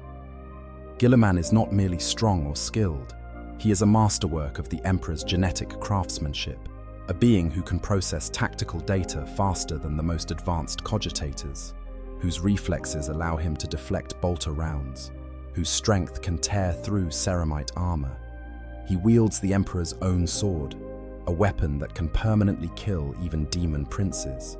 He wears the armor of fate, which has turned aside blows that would destroy titans. In any conventional assessment, Guilliman represents one of the absolute peaks of what a physical warrior can achieve in the 40k universe.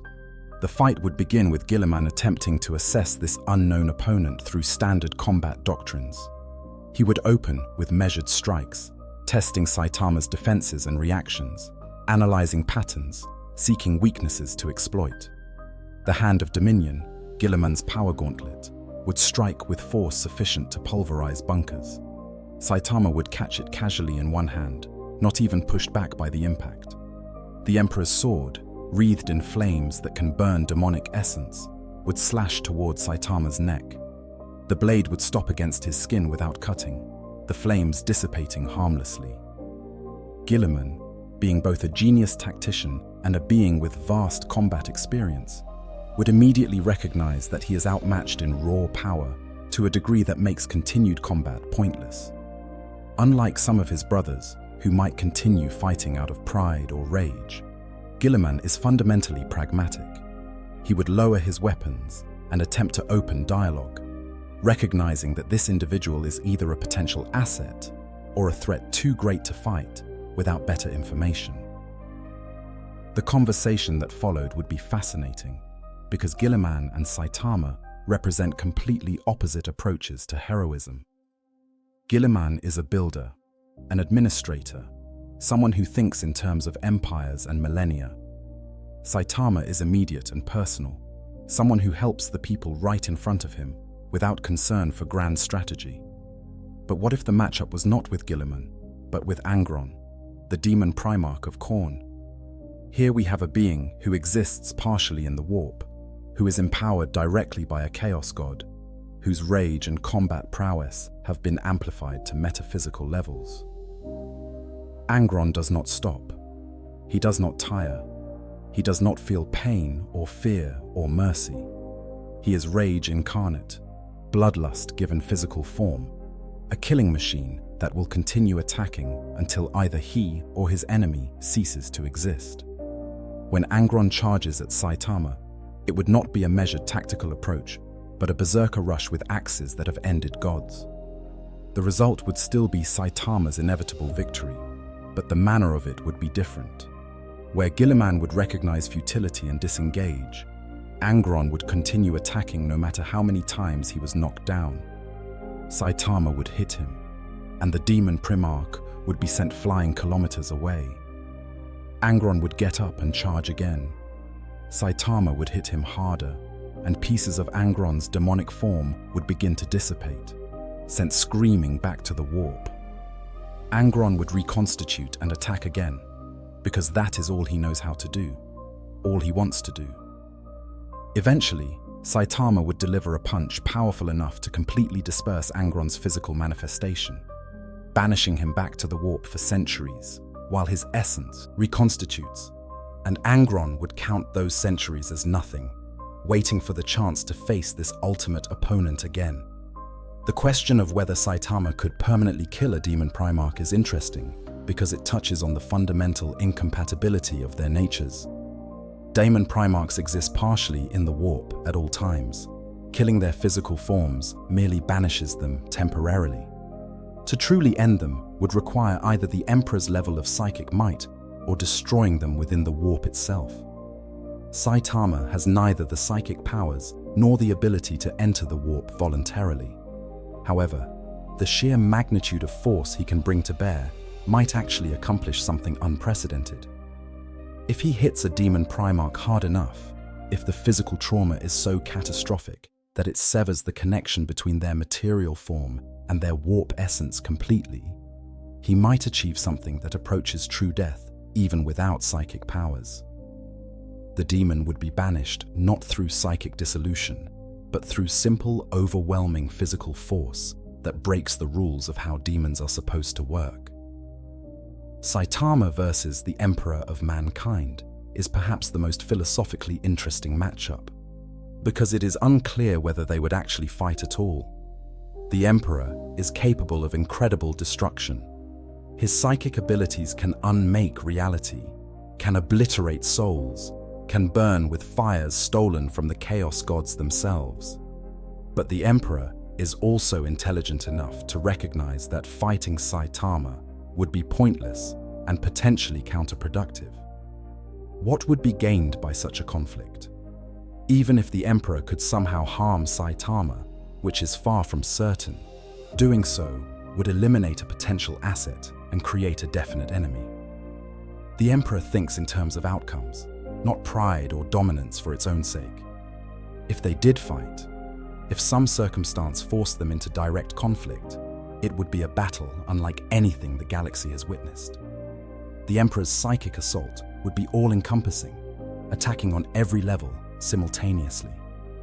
Physical manifestations of warp energy, psychic flames that burn not just flesh, but the concept of existence, temporal manipulation, attempting to freeze Saitama in a single moment of time, reality warping that changes the fundamental laws of physics in the space around them. All of this would be directed by an intelligence that has spent 40,000 years learning to fight and has defeated nearly every kind of enemy imaginable. And Saitama would walk through all of it. Not because he has psychic defenses, but because his existence transcends the normal rules that psychic powers operate under. He cannot be harmed, and that cannot is apparently absolute, regardless of the method of harm being attempted. The Emperor's flames would wash over him without effect. The temporal manipulation would fail to trap him. The reality warping would accomplish nothing, because Saitama's reality is apparently more fundamental than the local rules being manipulated. The Emperor, witnessing this impossibility, would likely cease the attack and simply ask, "What are you?" in genuine curiosity, rather than anger or fear. Saitama versus the Chaos Gods directly is perhaps impossible to properly examine, because the Chaos Gods do not have single physical forms that can be fought. They are vast consciousnesses spread across the entirety of the warp, concepts given power through the belief and emotion of countless trillions of sentient beings. You cannot punch a concept into submission, cannot physically fight something that exists as metaphysical principle rather than corporeal being. But what if one of the Chaos Gods attempted to manifest their full power in real space, accepting the tremendous cost and difficulty of forcing so much warp energy into the material universe in order to directly confront this anomaly that refuses to be corrupted. The manifestation would be cataclysmic. Reality itself would tear apart in a localized area, as more psychic energy than should be possible to contain in physical space forces its way through the veil between worlds. Khorne, manifesting his full attention and power in one location, would appear as something beyond description, a being of such rage and violence that merely looking upon him would drive normal humans to madness. His presence would be so overwhelming that blood would boil, weapons would scream for use, and the very concept of peace would become impossible to contemplate within his sphere of influence. Saitama would probably just say something like, "So you're the boss, huh?" and punch him. And here is where things become truly interesting, because we genuinely do not know what would happen. Saitama's punches carry force that we cannot meaningfully quantify. His serious punches have demonstrated the ability to affect celestial bodies. His absolute maximum output, the full force that he could bring to bear if he ever needed to, has never been tested because nothing has ever required it. Could such a punch actually harm a chaos god? Could sufficient physical force, applied to a manifestation of pure warp energy, disrupt that energy to the point of causing actual damage?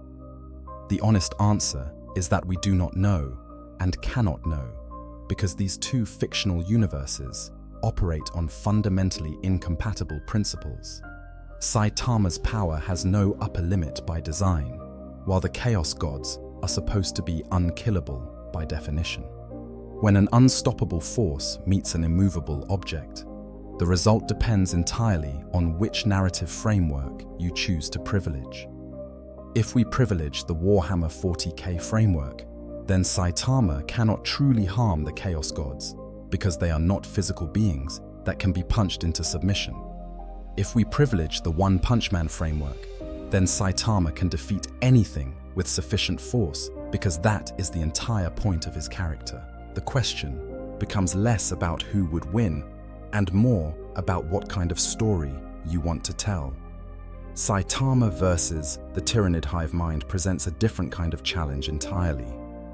The hive mind is not a single entity, but a collective consciousness directing countless trillions of individual organisms.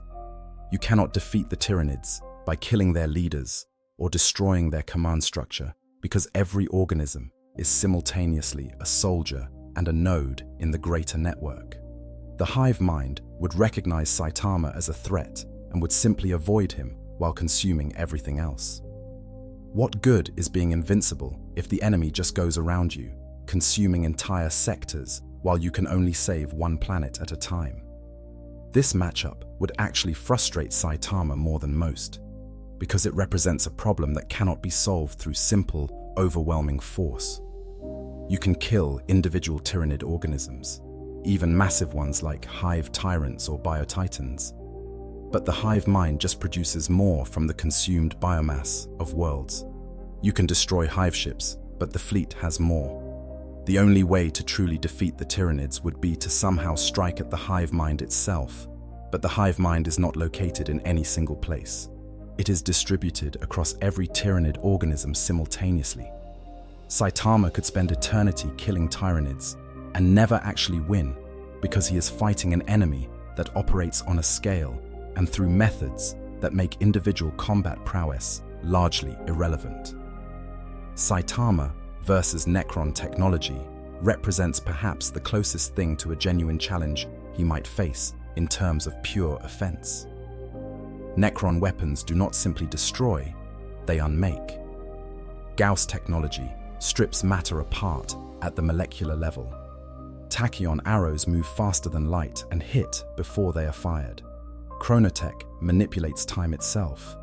If anything in the 40k universe could theoretically harm Saitama, it would be Necron weapons operating at their maximum capability. A Necron Pharaon, armed with a Staff of Light and supported by Cryptex wielding reality-bending technology, would bring to bear weapons that have destroyed Satan shards and unmade portions of reality itself. And yet, Based on what we know of Saitama's durability, even these ultimate weapons would likely fail. His invulnerability appears to be absolute rather than conditional. It is not that he is very resistant to damage, requiring exceptionally powerful attacks to harm him. He simply cannot be harmed, period. Gauss weapons would wash over him without stripping away a single molecule. Tachyon arrows would impact his skin and stop, their faster-than-light velocity meaning nothing against absolute invulnerability. Chronotech attempting to age him into dust or trap him outside of time would find no purchase on someone who exists beyond such limitations. The Necrons, being logical and analytical, would eventually categorize Saitama as an anomaly beyond their current understanding, and would likely attempt to isolate and study him rather than continue futile attacks. These ultimate showdowns, while exciting to contemplate, ultimately reveal something important about Saitama's role in the Warhammer 40k universe. He cannot be defeated through combat, but combat is not the only form of challenge. He could win every fight and still fail to save everyone. He could defeat the mightiest champions of chaos and still watch worlds fall to corruption because he cannot be everywhere at once. He could kill every tyrannid organism on a planet, and the hive mind would simply route more fleets around him to consume other worlds. Power is not the same as omnipotence, and invincibility is not the same as omnipresence. Saitama would remain the strongest individual in the galaxy, but in a universe where threats operate on a galactic scale and victory requires more than just winning fights, being the strongest might not be enough. The existential paradox: can Saitama be challenged here? At the core of Saitama's character is a fundamental problem that defines his entire existence. He is too powerful to be challenged, and this lack of challenge has robbed him of the joy and fulfillment he sought when he chose to become a hero. He wanted to be strong enough to protect people, to stand up to evil, to make a difference. He succeeded beyond his wildest dreams, becoming so strong that nothing could threaten him. And in achieving this ultimate strength, he lost the very thing that made being strong worthwhile. His greatest enemy is not any villain or monster, but the crushing boredom and existential emptiness that comes from knowing he can never lose, never struggle, never be pushed to his limits. When Saitama enters the Warhammer 40k universe, he enters a setting specifically designed around endless war and insurmountable challenges. This is a universe where even the God Emperor of mankind, the most powerful human psyker to ever exist, could not achieve final victory. Where the Chaos Gods, entities of near unlimited power, have been fighting for dominance since before human civilization began and will still be fighting long after humanity is dust. Where the scale of conflict is so vast that individual heroism, no matter how impressive, ultimately makes little difference in the grand scheme. This should be the perfect place for Saitama to finally find the challenge he seeks, the opponent who can make him try, the fight that requires him to actually go all out. But would he actually find that challenge? Based on everything we have examined, the answer is complicated. Physically, no opponent in the Warhammer 40k universe could make Saitama exert himself in the way he wants to be challenged. He would defeat Primarchs with casual ease. He would banish greater demons without breaking a sweat. He would walk through exterminatus bombardments while wondering why everyone is making such a big deal about this. His physical invincibility would remain absolute, his strength would remain unlimited, and his victories would remain as assured as they were in his own universe. In terms of combat challenge, the 40k universe would fail to provide what he seeks just as completely as his own universe did. However, the challenge that Saitama might find in Warhammer 40k is not physical, but moral and existential. This is a universe where being a hero is genuinely complicated, in ways that his own universe never explored. In the One Punch Man setting, evil is usually obvious, and defeating evil through overwhelming force usually solves the problem. Monsters attack cities, Saitama punches the monsters, the city is saved, everyone celebrates. It is straightforward in a way that allows Saitama to be a hero without having to grapple with moral ambiguity or complex ethical calculations. Warhammer 40k does not allow for such simplicity. Here, the enemies are not always obvious.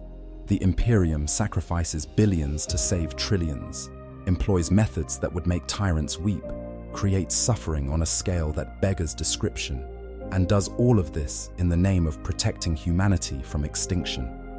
Are they evil? Are they heroes? Are they both simultaneously?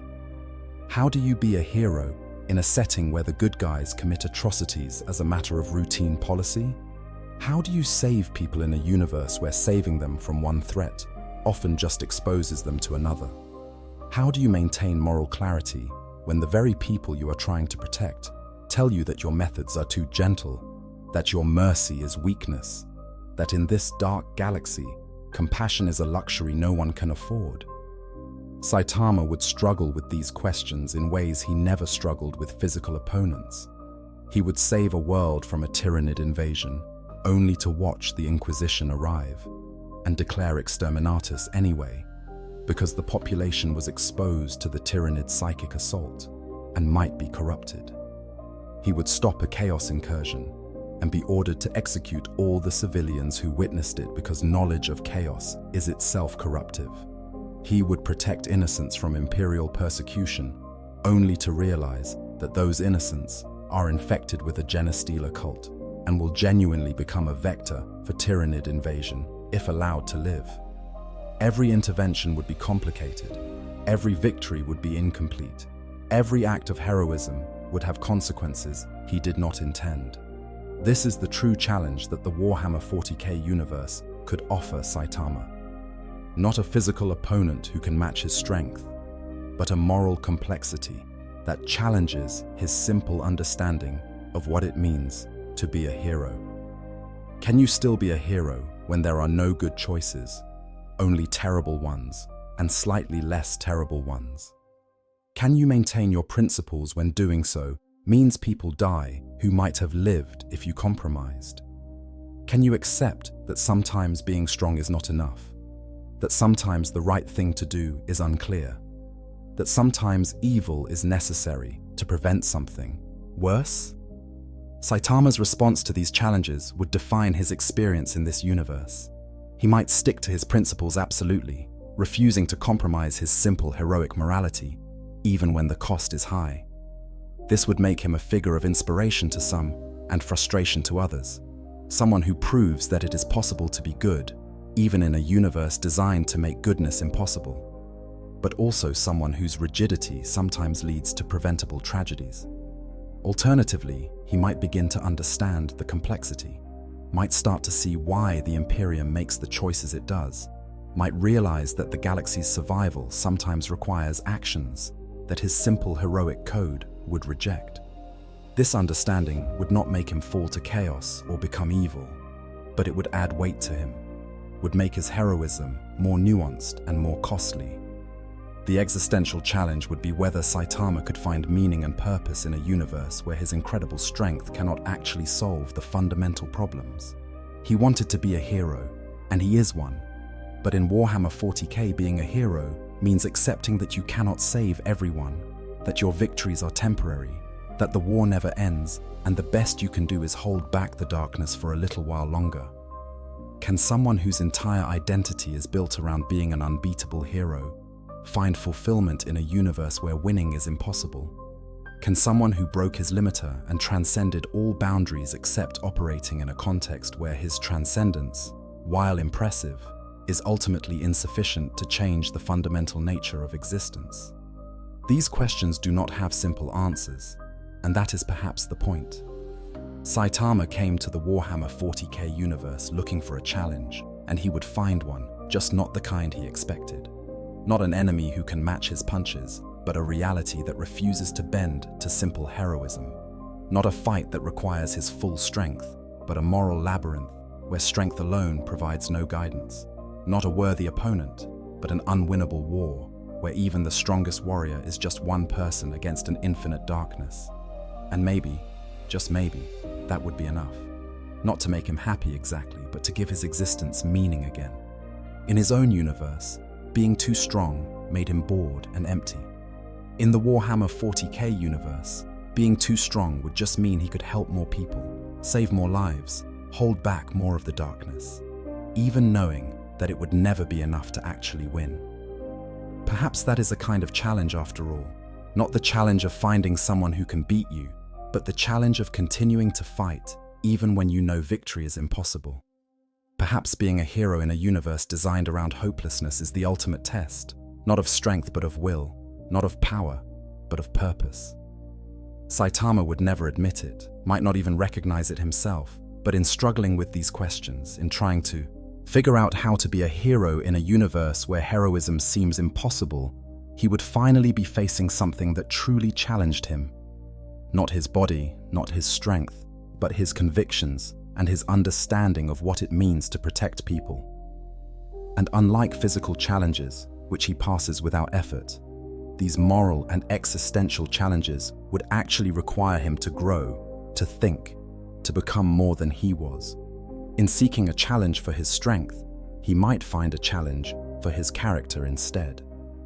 Conclusion: when impossibilities collide. We have journeyed through a thought experiment that spans the gulf between two fictional universes, exploring what happens when a character defined by his absolute invincibility enters a setting defined by its absolute grimness. Saitama in Warhammer 40k is not simply a question of power scaling or versus battle outcome. It is an examination of what happens when fundamentally incompatible narrative principles collide, when a character who exists to subvert expectations of strength meets a universe that exists to deny hope and ensure that strength alone is never enough. Throughout this exploration, we have seen how Saitama would interact with the various factions of the Warhammer 40k galaxy. The Imperium would struggle to categorize and control him, ultimately settling into an uneasy détente where they neither ally with nor openly oppose him. The Chaos Gods would attempt every form of corruption and fail completely, discovering for perhaps the first time something they genuinely cannot touch. The Xenos races would each respond according to their nature, from the Orcs' delighted acceptance of an ultimate opponent to the Tyranids' clinical decision to simply avoid him as an unprofitable target. The Emperor himself would recognize in Saitama both an opportunity and a complication, a being of vast power who could potentially help humanity, but who refuses to be controlled or directed according to any grand strategy. We have examined specific matchups that fans would inevitably want to see, from Saitama casually overwhelming Primarchs to his ability to banish even demon Primarchs through sheer, overwhelming physical force. We have considered how his absolute invulnerability would stand against even the most esoteric and reality-defying weapons the galaxy has to offer, from Necron Gauss weapons that unmake matter to psychic assaults from the Emperor himself. In every case, the conclusion is the same. Saitama cannot be beaten in physical combat, cannot be harmed by any weapon, cannot be corrupted by chaos, cannot be stopped through conventional means. He would be, just as he is in his own universe, the strongest individual in the setting. But we have also explored how this incredible strength is not actually sufficient to solve the fundamental problems of the Warhammer 40k universe. Saitama can kill any enemy, but he cannot be everywhere at once. He can save any world he happens to be on, but the galaxy contains millions of worlds and threats to all of them simultaneously. He can defeat hive fleets, but the Tyranids will simply rout around him and consume other sectors. He can banish daemons, but chaos is sustained by the emotions of sentient beings across the galaxy and cannot be defeated through force alone. He can protect people from external threats, but he cannot protect them from the Imperium's own brutal methods of maintaining control. The question of whether Saitama would find challenge in the Warhammer 40k universe has a nuanced answer. Physically, no. He would remain as unchallenged in combat as he is in his own setting, perhaps even more so, because the various factions would recognize the futility of fighting him and would eventually stop trying. But existentially and morally, yes. The complexity of operating in a universe where heroism requires making impossible choices, where good and evil are not clearly delineated, where the cost of doing the right thing can be civilization-endingly high, would challenge him in ways that no amount of physical strength can address. He would be forced to grow not as a fighter, but as a person, developing a more sophisticated understanding of what it means to protect people in a universe that seems designed to make protection impossible. The ultimate answer to our central question, what if Saitama entered the Warhammer 40k universe, is that both universes would be changed by the encounter. Saitama would gain the moral complexity and weight that his simple heroism lacks, confronting questions about the nature of good and evil that his own setting never forced him to consider. The Warhammer 40k universe would gain something it desperately needs and rarely possesses: genuine hope. Not the false hope that leads to bitter disappointment, but the real possibility that someone can be strong enough and good enough to make a difference without being corrupted or destroyed in the process. Saitama would become a symbol, proof that the darkness is not absolute, that corruption is not inevitable, that you can be powerful without being corrupted by that power. His very existence would undermine the fundamental grimdark principle that everyone falls eventually, that no one can remain pure in the face of the galaxy's horrors, that the best you can hope for is a glorious death rather than a meaningful victory.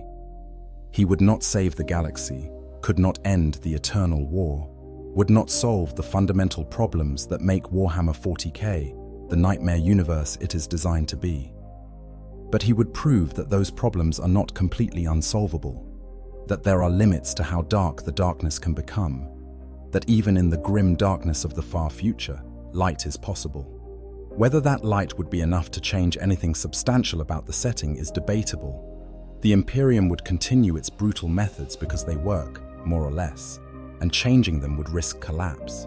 Chaos would continue its eternal assault because that is its nature. The Xenos would continue their various agendas because one powerful individual, even one as powerful as Saitama, is not enough to fundamentally alter the strategic balance of galactic power. But the stories people tell would change. The hope people carry would change. The belief in what is possible would change. And in a universe where belief has power, where the collective consciousness of trillions can reshape reality itself, those changes might matter more than any amount of physical strength ever could. So we conclude our exploration of this impossible crossover with an understanding that the answer to who would win is less interesting than the answer to what would change. Saitama would win every fight, but the Warhammer 40k universe would win the larger war of forcing him to confront complexity that cannot be punched into submission. Both would emerge from the encounter different than they entered it. Saitama with a deeper understanding of what heroism requires in a truly dark universe, and the 40k setting with proof that even in its grim darkness, absolute goodness is possible. Neither would be better or worse for the encounter, just more complete, more realized, more true to the fundamental questions that define them. And perhaps that is the most satisfying conclusion we can reach. Not a definitive answer about power levels or combat outcomes, but an exploration of what makes these characters and settings compelling in the first place, and how placing them in dialogue with each other illuminates aspects of both that might otherwise remain unexamined. Saitama's simple heroism becomes more profound when tested against genuine moral complexity. The Warhammer 40k universe's grimdark hopelessness becomes more interesting when confronted by someone who proves that hope is not always naive. The collision of impossibilities creates something more interesting than either impossibility alone. Thank you for joining me on this deep dive into one of the most fascinating crossover scenarios imaginable. If you enjoyed this exploration of what happens when One Punch Man meets Warhammer 40,000, please consider liking this video and subscribing to the channel for more deep dives into your favorite fictional universes. What do you think? Could Saitama maintain his heroic simplicity in the grim darkness of the far future? Or would the moral complexity eventually force him to compromise? Would his presence genuinely change the Warhammer 40k universe? Or would the galaxy's darkness simply flow around him and continue unchanged? Leave your thoughts in the comments below. Until next time, stay strong, stay heroic, and remember, even in the darkest universe, sometimes all you need is one punch and the willingness to throw it in defense of those who cannot defend themselves.